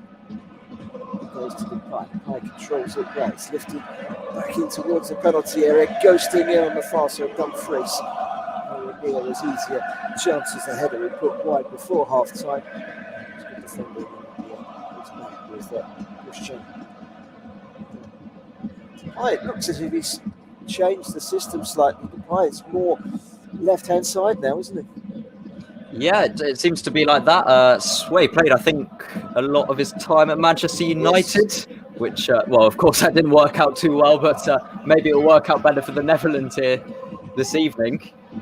But a lot more responsibility now for Weghorst up front on his own. And he's already seemed to be a bit frustrated, giving away a couple of free kicks already in the second half. Yeah, but he was more or less up on his own first half, if you think about it, with the Pike on working deep, and he was not really doing anything. Schultz getting out to the left. Patrick Van Aanholt seems to be playing more as a fullback now. It seems to be a back four with Jurien Timber waiting on the right-hand side. So it's a change of formation. There's going to be a change of personnel before too long. When you look at where they're going to get the goals from on the bench, there's no standout solution, that's for sure. There's no one there that's going to come up with those. Luke de Jong, obviously, scored 8 goals in 36. So it'll be only a matter of time before he steps up to the plate. And, the Ukrainians, well, they'll be carrying on this for as long as they can with what they've got until they start to tire. Solid so far. The Dutch in possession. Now a chance for Dumfries. Quick ball into the penalty area. That's good goalkeeping. It comes to Wijnaldum, and he rams it into the top corner. And just when we were questioning the Dutch and their character, up pops their captain to slam the ball into the top corner. Initially, a very good save by Bushchan. A great ball down the right-hand side. Dumfries with the cross. Bushchan with the initial save, but it fell nicely. And Wijnaldum slams it into the top corner. And with 7 minutes of the second half gone, here in this Group C match in Amsterdam, it's the Netherlands that lead Ukraine by 1-0. And suddenly, this match comes to light. Well, it was Mykolenko who I think will be disappointed as we see the ball forward here. He just felt it maybe could have intercepted it and stopped it going to Dumfries, which of course would have stopped the whole attack. But once again, it was Dumfries finding the right place at the right time down the right-hand side. His ball in. The keeper did do well initially, And then when it came to Wijnaldum just inside the box, it was a brilliant finish. He still had loads to do, Wijnaldum, to get it over the goalkeeper and over the defender coming towards the line. Really good finish, really good goal from the Netherlands. And maybe that will make it quite a lot easier for them now. It's his it's his 23rd goal for the Dutch. He scored 8 goals in 7 qualifying matches, which brought them to these finals. He was the top scorer in qualifying. He was their go-to man. He wears the captain's armband, and I have to say, it was a very, very cool finish, because it's so easy for a player to put their foot through a chance like that from the edge of the penalty area. He just controlled it with the instep over the top of the goalkeeper and into the roof of the net. He knew exactly what he wanted to do. It was a slip from Mykolenko, which allowed Dumfries the opportunity to get the cross in from the right-hand side. You have to feel a little bit sorry for Bushchan, the goalkeeper, because he's come out and he's got a hand to it. He's trying to push it away and he's got the distance on it. It's one of those, it's almost impossible to grab hold of. He's had to stretch a single hand out to get to it. He had no option really other than to push it out to Wijnaldum, and he was caught in no man's land really from that point onwards. It was very difficult for him because he had to focus on Weghorst firstly coming in to see if he was going to get a touch on the ball. And of course, if there's no touch, it's still a difficult ball to deal with from Dumfries. So it was really tough for the goalkeeper there. Gigi Wijnaldum has brought this stadium to life. Dutch feel enormous weight has just been lifted off their shoulders. How many times have we seen this in this tournament already, where it's taken a while? So it's the team was moving through to pull away. And remember that there was 2 8 o'clock kickoffs, so both ended 3-0. Italy in the opener on Friday. Last night, Belgium 3-0 winners in Russia. Here come the Dutch again. They're looking to follow suit. It was a decent chance falling at the feet of Wout Weghorst. He manages to get it out from underneath him. It's his left foot from the edge of the box, and it's straight at Bushchan. It's a real test now of Ukraine character, just conceding after a really strong first half. They've got to make sure these next 5-10 minutes they don't make it worse for themselves, because another chance there for Netherlands, and not a bad strike from Weghorst, but a comfortable save. It's Weghorst into the penalty area, running away from him when the flag was up anyway, and it comes to nothing. Again there, it was a situation, I think it was Karaveyev that gave the ball away sloppily. Just having a look at the goal again, it didn't slip, it just got caught in 2 lines. It was a ball that was coming straight at him, and it was almost as if he tried to get out of the way of it. Vitaly Mykolenko look back on that one and kick himself, I'm sure. It's a game-changing decision for the fullback. It really is. But here's Karaveyev for the Ukraine in a very advanced position. Back to Yarmolenko. Floats it in. It's up in the air off of the head of Timber.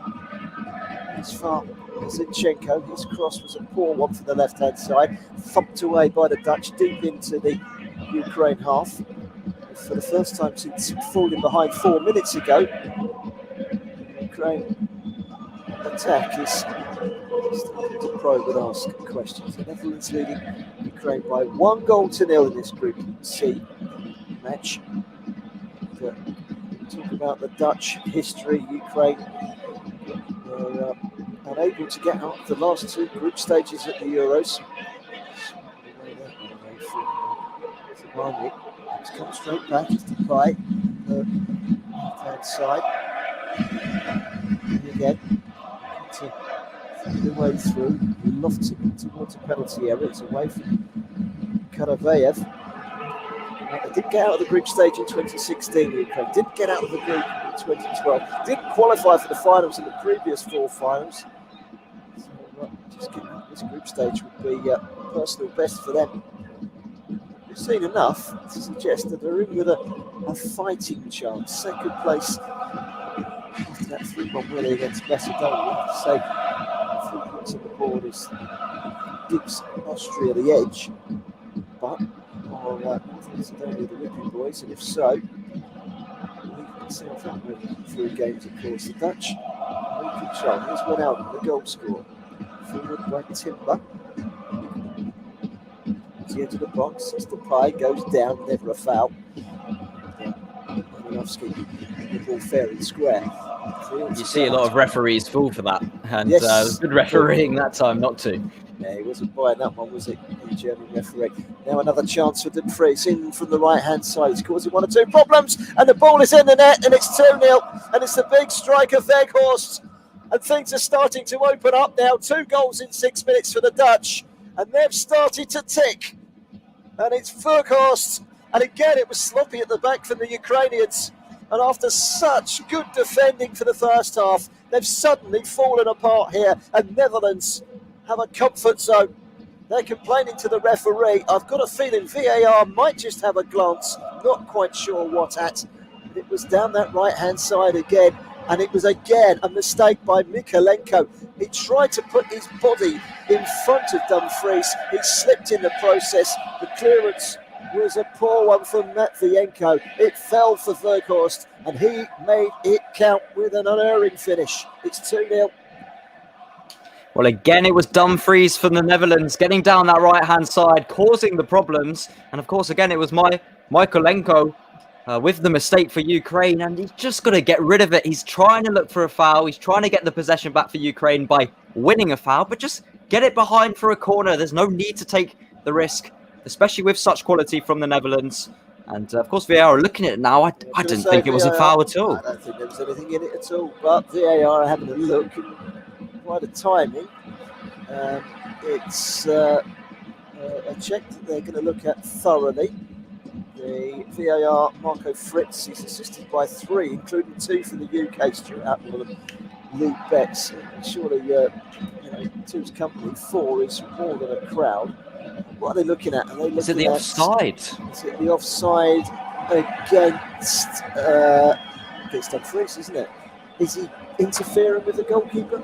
It looked like it from that angle, but VAR will be looking at angles, and VAR check is over. The ball is on the halfway line, and the goal stands. And as we hit the hour mark, Dutch, 10 minutes ago, we were questioning how they were going to break down Ukraine.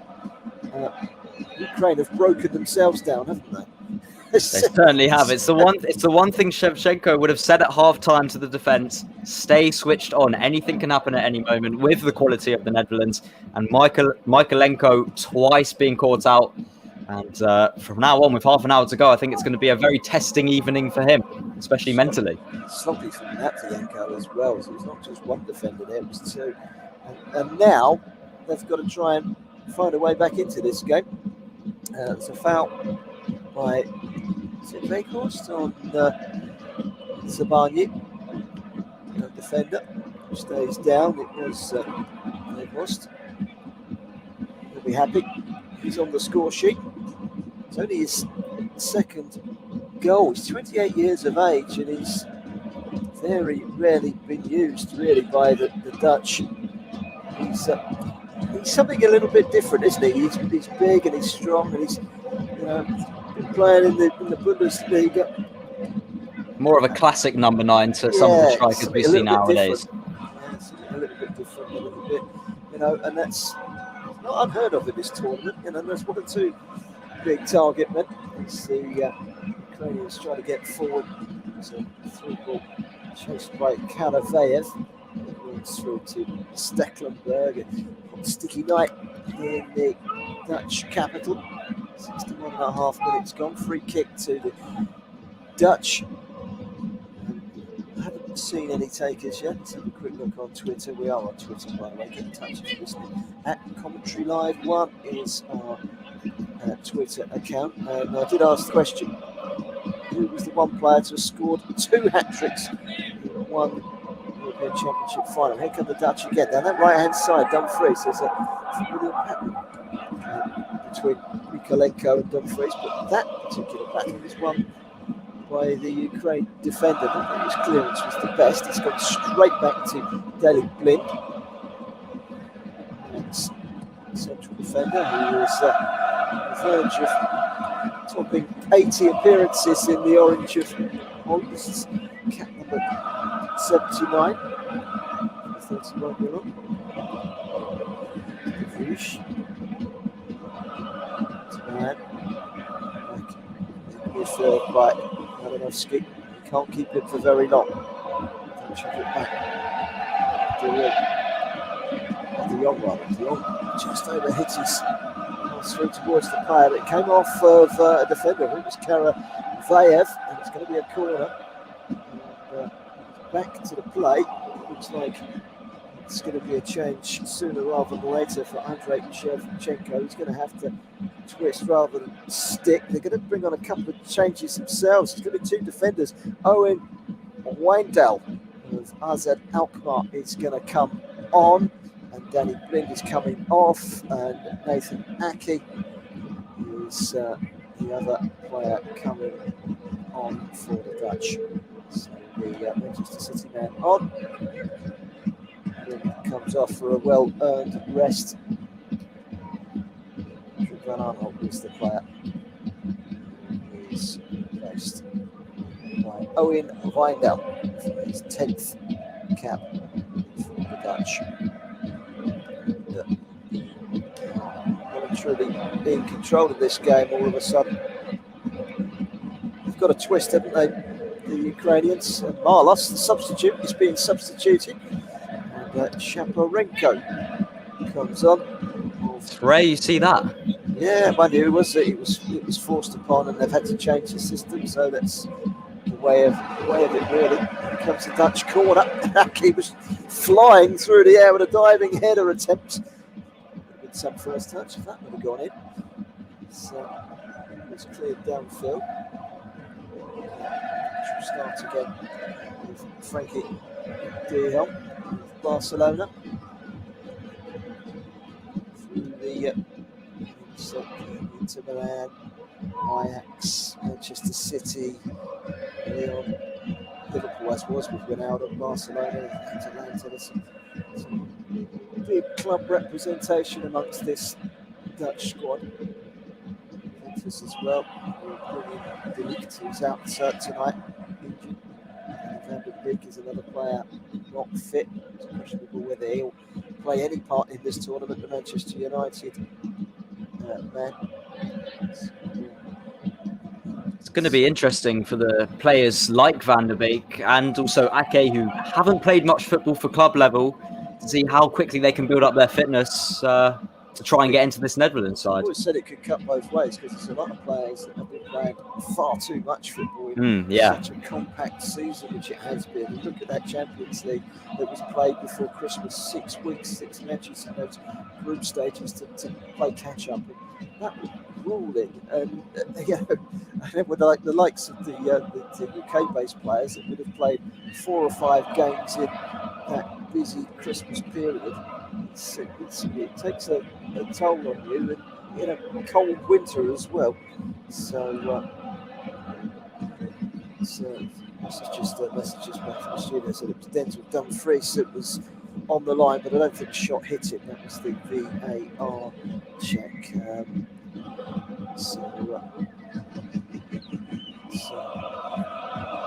Yeah, of course, was taken to the ground, down like lead blue. Oh, it was many a description, but it was in falling stages, wasn't it? Anyway, we've played 66.5 minutes here on the commentary hub. I'm Barry Swain. Alongside me, Tyler Morris from the match centre for this match. And half time, it was 0-0. We're thinking, are we going to get the first draw here? None of that. We've come up with 2 very good Dutch goals. Very good, unless you look at it from a Ukraine perspective, because the ball at the moment was at fault for both goals. Vitalij Mykolenko. It's messaged. One of our commentators likes to look at this Dutch side. Are they up there with Italy? Are they up there with England? Are they up there with the Belgians? There's plenty still to come, of course. To see big guns. Scotland, they're playing Spain as well, of course. And it's a very open tournament. I think, you probably 5 substitutes you see and they're using these squads sparingly, and they're trying to revolve it and not overuse players, because it's, for some of these teams, it's it's not that difficult to qualify like Belgium, for example. They win the first game, they pretty much qualify. And it's the knockout stages where it all matters. And they really try and preserve as much as they can. I think it's down to who manages that squad the best, which coach manages their squad best overall. And I think those coaches are going to have to go through some scrutiny because they're going to want to change things as much as they can, particularly in the group stages. And I think fans demand the best players to be playing at all times, but maybe the coaches might just have to be a bit more conservative of their players, particularly for those later stages in the competition. It's got those yellow cards as well, yellow cards with match bans here and there. The squads do get stretched before you know it. I think it's been more important for this competition about the whole 26-man squad rather than just sort of maybe 20 of those players that are selected. But every coach has had to really take into consideration every single player that they've picked because of the 5 substitutions. It's like today, no Ben Chilwell for England, but there's every chance we'll see him at some point in the tournament. It's an excellent season with Chelsea. Many people would have him as the number 1 at the back for England, possibly if he was playing a back 3 with the wing backs. And the discussion can go on long into the night. For now, we concentrate on the Dutch and Wijnaldum. We've got things going. Kicks across from Wijndal. It's an easy one. It's a real opportunity to see Wijndal in action. He's only 21 years of age. He's currently playing his football for AZ Alkmaar. That's been this season anyway, so to be on to bigger and better things. It's certainly in the mix. There goes Dumfries. Productive game. Both goals have come for him, and here he goes again. Dumfries to the byline. Just comes off a defender, does it? Yes, the assistant referee over on the far side says corner. Dutch have a chance to truly wrap things up. Into the last 20 minutes. Netherlands leading in Amsterdam, their first ever match that's been hosted by the Dutch in a major finals.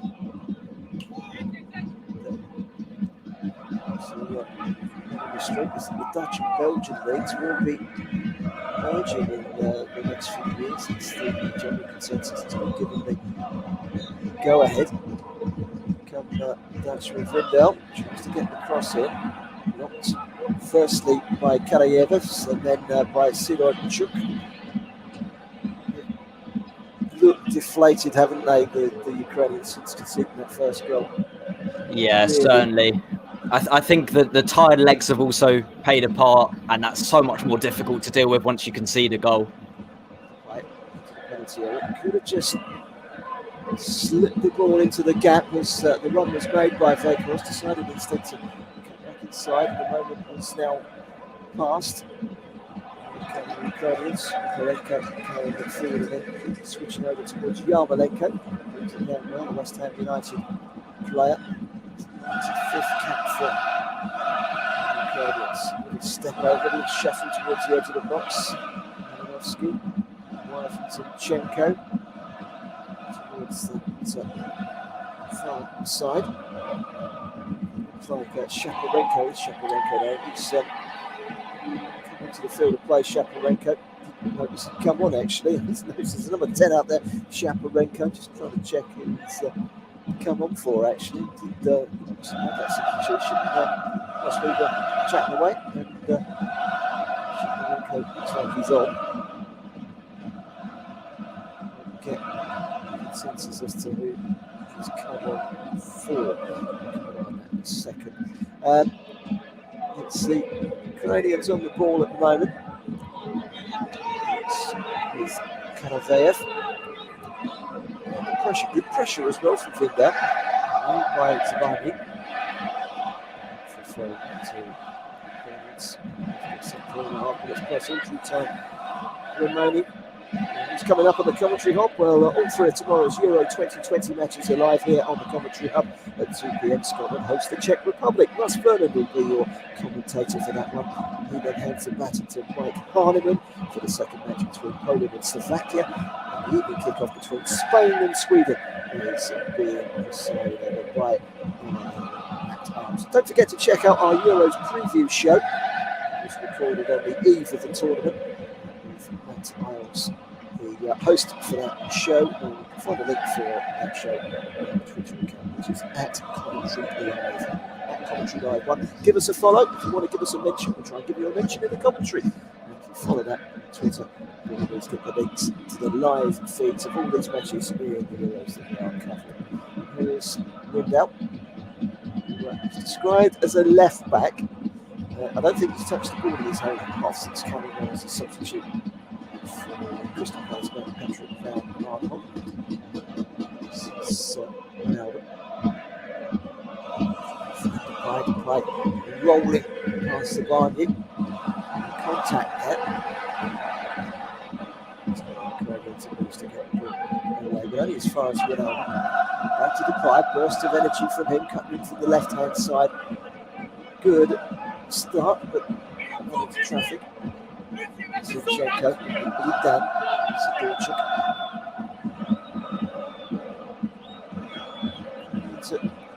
Trying to build up. Send players forward. Malinovsky. Zinchenko takes a touch and a burst of energy from him. Away to the right-hand side is Yarmolenko. Again takes the return. It's a good ball. Oh, that's a wonderful goal from Yarmolenko, and it's game on. For the West Ham man, a 1-2 with Yaremchuk. He takes it back, and it's one of the goals of the tournament. He's got it on his left foot. He's curled it precisely over Stecklenburg and into the top corner. And out of nowhere, the Ukraine are suddenly in with a shout in this match. There are just over 15 minutes to go. You won't see many better goals than that in the Euros this summer. That's a wonderful goal from Andrei Yarmolenko. Well, I think even the Netherlands fans appreciated that one. I saw in the crowd one of the Netherlands supporters going up to a Ukraine supporter, shaking his hand. It was a brilliant strike from Yarmolenko, and we've seen that from him before as well. He scored for Borussia Dortmund back in 2017, a goal identical to that against Spurs. And interesting final 15 minutes we've got here now. Brilliant goal. I was just saying, they don't look interested. They look flat, they look deflated. That might just lift them. It might just cause one or two nerves amongst the Dutch players. Certainly from a neutral perspective, it makes it very interesting because it didn't feel that competitive, did it? From the moment the second goal went in, you kind of had a feel that the game was over. So many matches we've seen in this tournament so far. Once the first goes in, like the Belgians, like the Italians, the second goes in and it's game over. Today with the Austrians to a certain extent as well. And, the Netherlands 2-0 up. We're in their comfort zone. Suddenly now, here come the Ukrainians again. Charging through the middle was Roman Yaremchuk. Plays his football in Belgium for Ghent. Couldn't quite get there in time. It's good defending, in fact, by the Dutch. But this is an entirely different game now. It's Jurien Timber. He'll try and be composed. The discipline. Looking at the experienced players that, of course, brought on Nathan Ake and took off Danny Blind. Here's back. Just now kept it in the left side of play. So back to Gigi Wijnaldum. Okay. Next to Pike. Central position again. He's had to come deep to get a slice of the cake. Sent wide by Timber.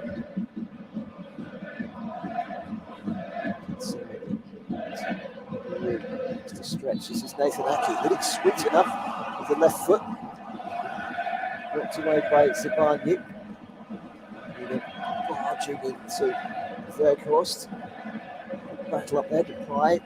Cleared away by Sidorchuk, who's actually had a decent game of the holding midfielder. They turned it forward well towards Saparenko.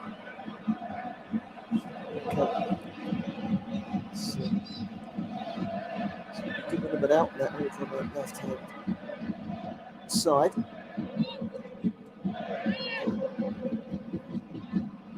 Again, Zinchenko goes down, free kick.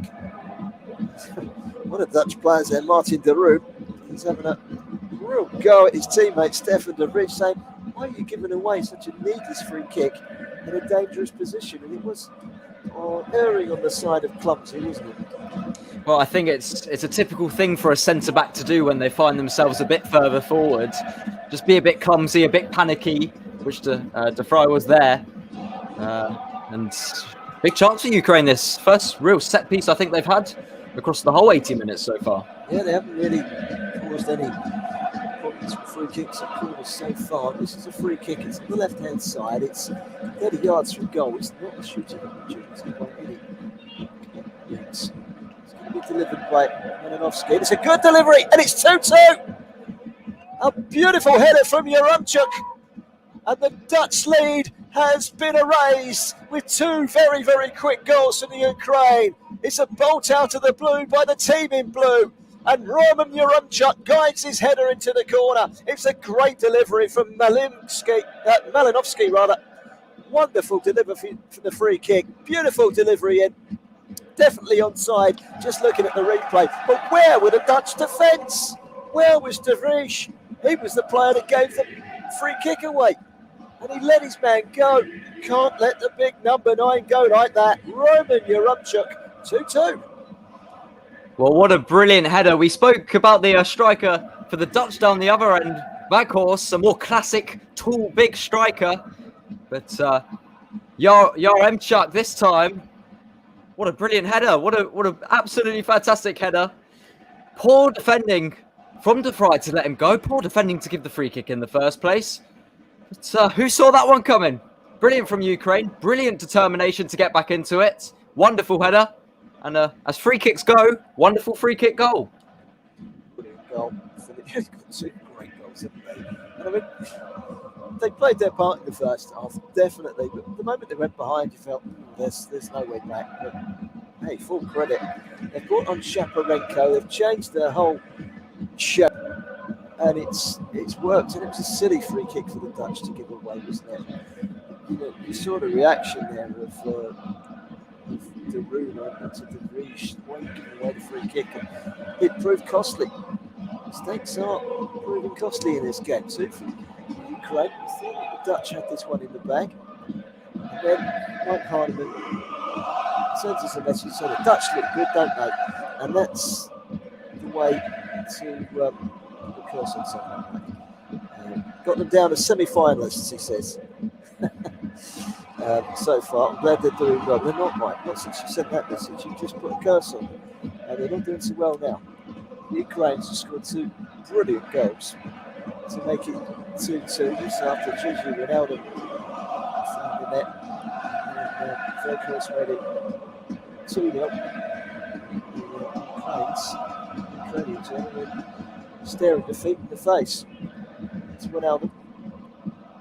To wait from Shaparenko. Can he get the cross in? He's faced up against Mikolenko. It goes behind. It's a goal kick. We're into the last 10 minutes. Never right off a team. 2-0 down, I think, is the lesson to be had here, Tyler. It's out of nothing. When they play that goal of the tournament sequence ahead of the final, there's every chance that those two goals that the Ukrainians scored there will be in amongst them. Definitely.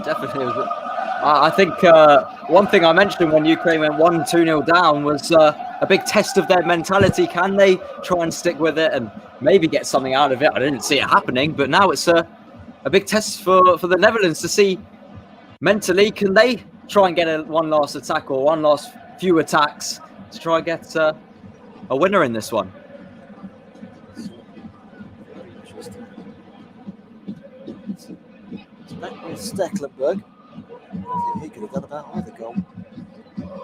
Oldest player in the tournament, at the age of 38. His international career was over. Certainly, he's been given a nod. Tim Krul. Got a Bizot talked about him at 30 plus as well. He's only played once for the Dutch. He's the third choice goalkeeper. So the Dutch are ferociously warming up the rest of their subs to make another change. Nathan Aké's come on, and they've not looked the same at the back, the Dutch, since have they? It's that old head, Daley Blind, taking him off. It's a strange one because Ake hasn't done anything particularly wrong. So it's just that old head at the back. And, as a top substitute, maybe he's better off doing it at 3-0, but it's easy said than done.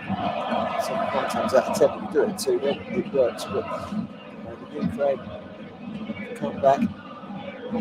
If they get a point out of this one, Tyler, they'll be looking at games against Austria and North Macedonia thinking, if we don't get out of this group now, we've got no one but ourselves to blame. They will see tonight whether they've got an area with them. We've also got enough firepower in them. I suspect every chance to get rid of this Group C. So to the Dutch, it's not the end of the world, a draw. It's disappointing the fact that they were 2-0 to the good. Here's Timber. The Dutch find something from somewhere. Martin Leroux at Atalanta, midfielder.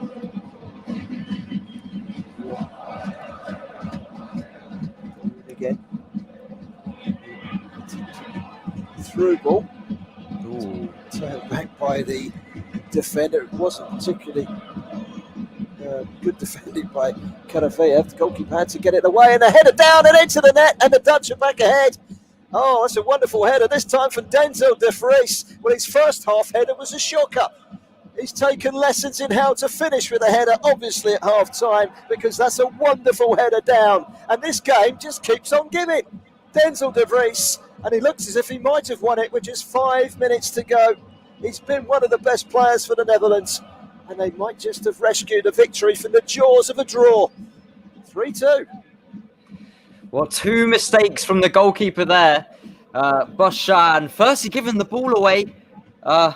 He could have just hit it long. There was no need to take the risk. He didn't even pick a player out with his attempted pass out. But what a ball from Ake into the box.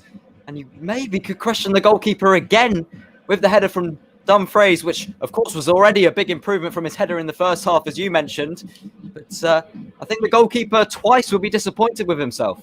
Yeah, he will. I mean, it was a downward header and it's bounced up. So he's got a hand to it, but it's hit his fingers and gone up into the roof of the net. A world-class top goalkeeper. Listen, world-class top goalkeeper with a strong hand would have probably stopped that. Bushan made a couple of decent saves in the first half. His distribution caused the problem in the first place. It wasn't a great back pass from Karafeev to him. He had to hurry his clearance, and that's where it all stemmed from.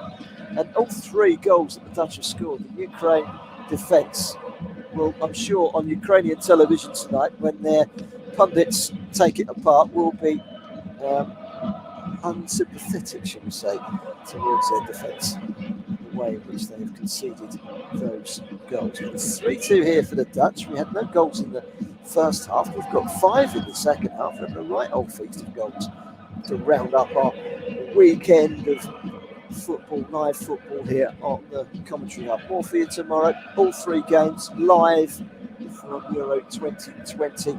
Scotland against the Czech Republic at 2 p.m. with Russ Vernon. Then Mike Harniman for the second match between Poland and Slovakia. Then the evening kickoff, Spain against Sweden with Matt Miles. Great commentary coming your way from all 3 of them. And you can follow us on Twitter at Commentary Live 1. At Commentary Live 1. You can obviously interact with us commentators as well. Once more, if you follow us on Twitter, you get a link to every single commentary that we preside over, live and exclusive here at the Commentary Hub. And as things stand, Dutch are going to be second in the group, where Weghorst is going to make way. Luke de Jong is the natural successor. 20 years of age now. De Jong plays his football in Spain for Seville. His 37th appearance in the Dutch colours. He's a former teammate at ESV Eindhoven of Alexander Zinchenko. He's on for Timber as well. Change for the Dutch. He's had a solid enough game, hasn't he, the youngster? See why they've gambled with him. He's big and strong. Hasn't put a foot wrong, has he? No, not at all. And it's to be able to do something like that in a big tournament, even if it's against maybe a weaker side, although Ukraine have been quite strong themselves this evening. Brilliant experience for him, and I'm sure he can only keep on improving from there. There's Memphis Depay down the left-hand side. A little bit of space, a little bit of time. Puts it under control. It's the run up towards Sabanya. To De Jong. Left-hand side again is Depay. De Jong again. Just behind him. It's easy ball to Lindell. Aki. Dutch keeping the ball in the back. Go. Look up. It's it locked. That's on by De Jong. It's goalkeeper Boucher.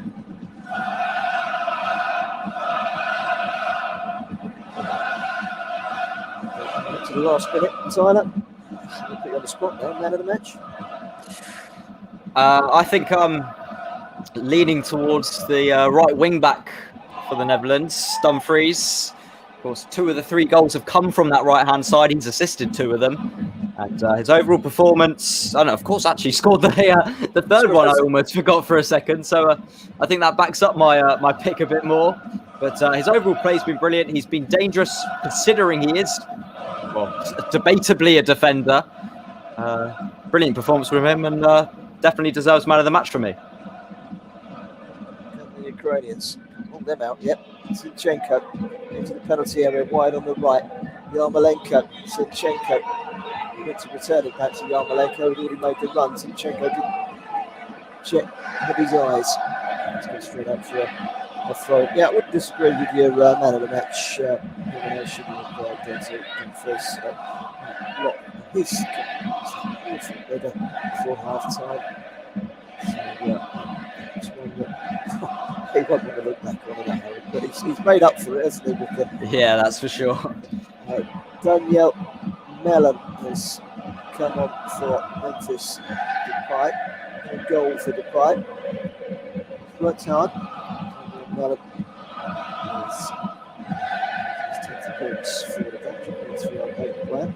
Can play on the left and down the middle. 2 goals. Those by previous Dutch appearances. Just want to see this game out now. We've played a minute of 5 added on at the end of the 90. It's the Netherlands that lead by 3 goals to 2. What has been, from the outset, a very entertaining game. The first half started very, very well, very lively. We got to half time at 0-0. It slowed down a little bit. The second half has really come to life. One of the goals scored in this game, I think it's fair to say we could easily put some sloppy defending, but makes football entertaining. We've not seen that. It's not been boring tonight, that's for sure. Here is the man of the match, Denzel Dumfries.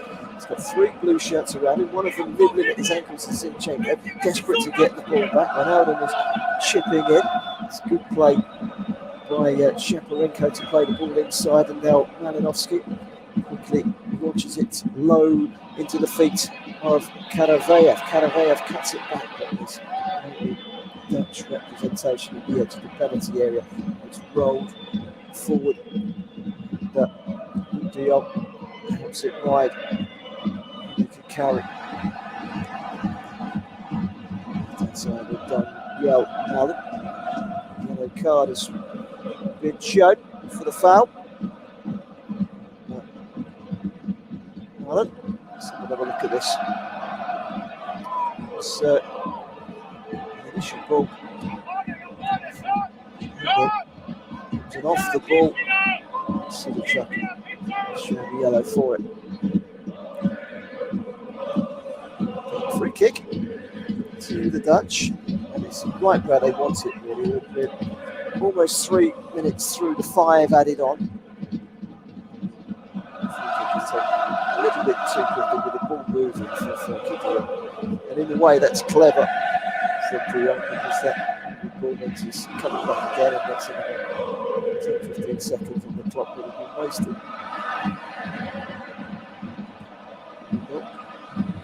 Back. For a long ball, Veltman plays in the Premier League for Brighton and Hove Albion. John Veltman plays just about anywhere, and he does usually play just about anywhere. Right back, left back, midfield. So they play right midfield, left midfield for Brighton. Central as well. He's a versatile. White of really versatile players there for the two guys. Trying to get the ball back with a deep inside their own half at the moment. Sapienko and Chaperenko went for the header with Dumfries. It's a throw to the Dutch there. Just trying to keep it down in that corner. Dumfries. Zinchenko again trying to bite back and win the ball. Kolenko went on to look back at the highlights of the second half in a hurry. His 2 errors allowing the Dutch to race into a 2-goal lead. It looked like game over, but Yarmolenko and Yaremchuk scored 2 very good goals for the Ukrainians. Match looks to be the winner. Trying to keep the ball as far downfield as possible. Malen has gone down, holding the back of his leg. It's just said, get up. Dutch playing on, long ball forward up towards Luuk de Jong. To it though. It's a bad one. Dutch just keep hold of things for 5 minutes, are very nearly up. The referee glances at the watch. Looks like 3 points for Holland. Netherlands. Big plus for them to get off to a winning start, and that's exactly what they do. It's been a thoroughly entertaining game. Goalless at half time, not without its entertainment in the first half. All the goals come flying in the second half. Gigi Wijnaldum giving the Dutch the lead. Second quickly followed from Weghorst. It looked like game over. Yarmolenko with a lovely curling effort. Will surely be up there for goal of the tournament into the top corner. Yaremchuk then headed a great goal to make it 2-2. But the Dutch struck back. Denzel Dumfries with a header. They win the game by 3-2. Let's quickly wrap up with yourself, Tyler. Thanks very much for joining us this evening. Fair result in the end? I do think so. I think over the whole 90 minutes, the Netherlands were the stronger side. I'm sure when we see the stats, we'll see that they created a lot more chances. But Ukraine certainly deserved their goals, but particularly for their first half performance, which I think was a lot stronger than their second half. But it's a shame for them. But I think they've shown us what they can do in the rest of this group stage, and hopefully go out in towards the knockouts for the first time. Well, thank you very much for tonight, Tyler. It's been great having you alongside us. Thoroughly Thank you for having me. It's been good that we've had a good game. Well, the Dutch historically tend to entertain, and they've certainly entertained us tonight. Final score in this Group C match at the Johan Cruyff Arena here in sultry Amsterdam. The Netherlands have beaten Ukraine 3-2.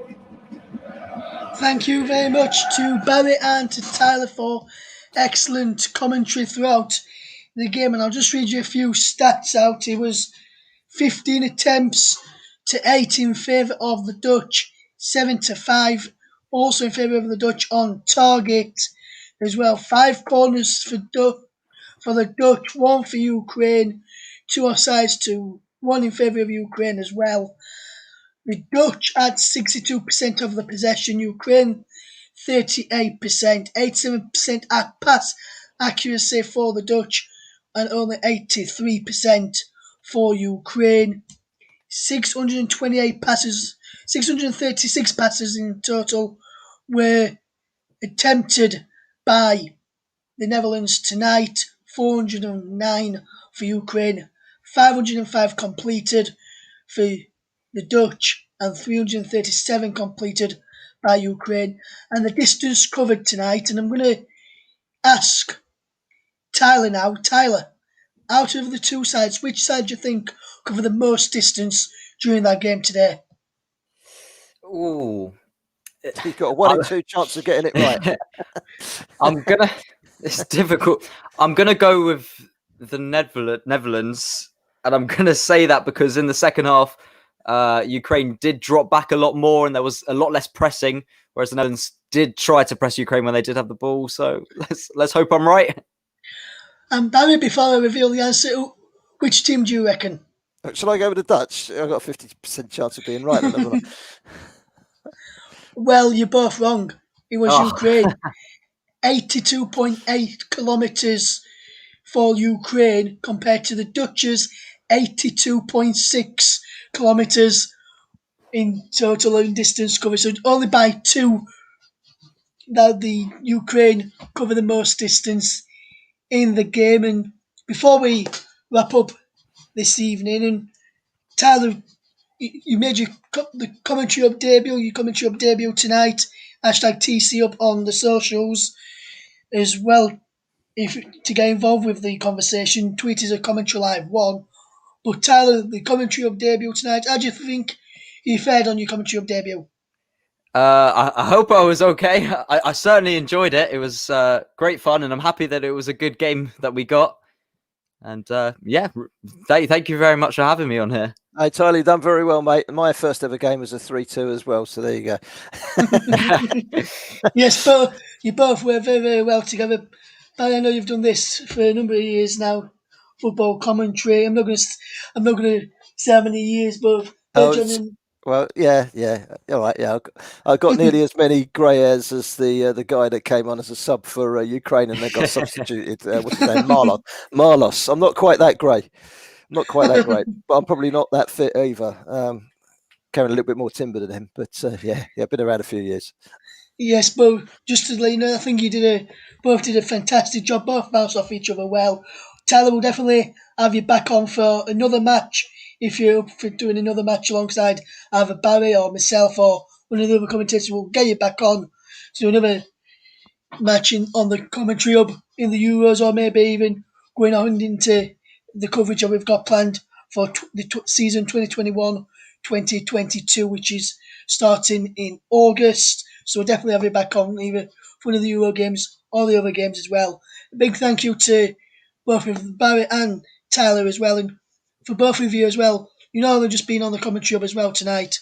You've also been on the brilliant JB Sports, which is partnered with the commentary hub, bringing you all the Euro 2020 matches that we cover on their platform as well, and we'll probably bring a few Premier League matches going forward on there as well, and some other matches we'll probably partner up with them to bring some more matches as well throughout the course of next season as well. So brilliant thanks once again to Barry and to Tyler. That's all we've got time for this evening. Make sure you join us tomorrow when we've got all 3 of the matches live for you from the first one at 2 o'clock. I'll be on the mic for Scotland against Czech Republic. Then we've got Poland, Slovakia with Mike.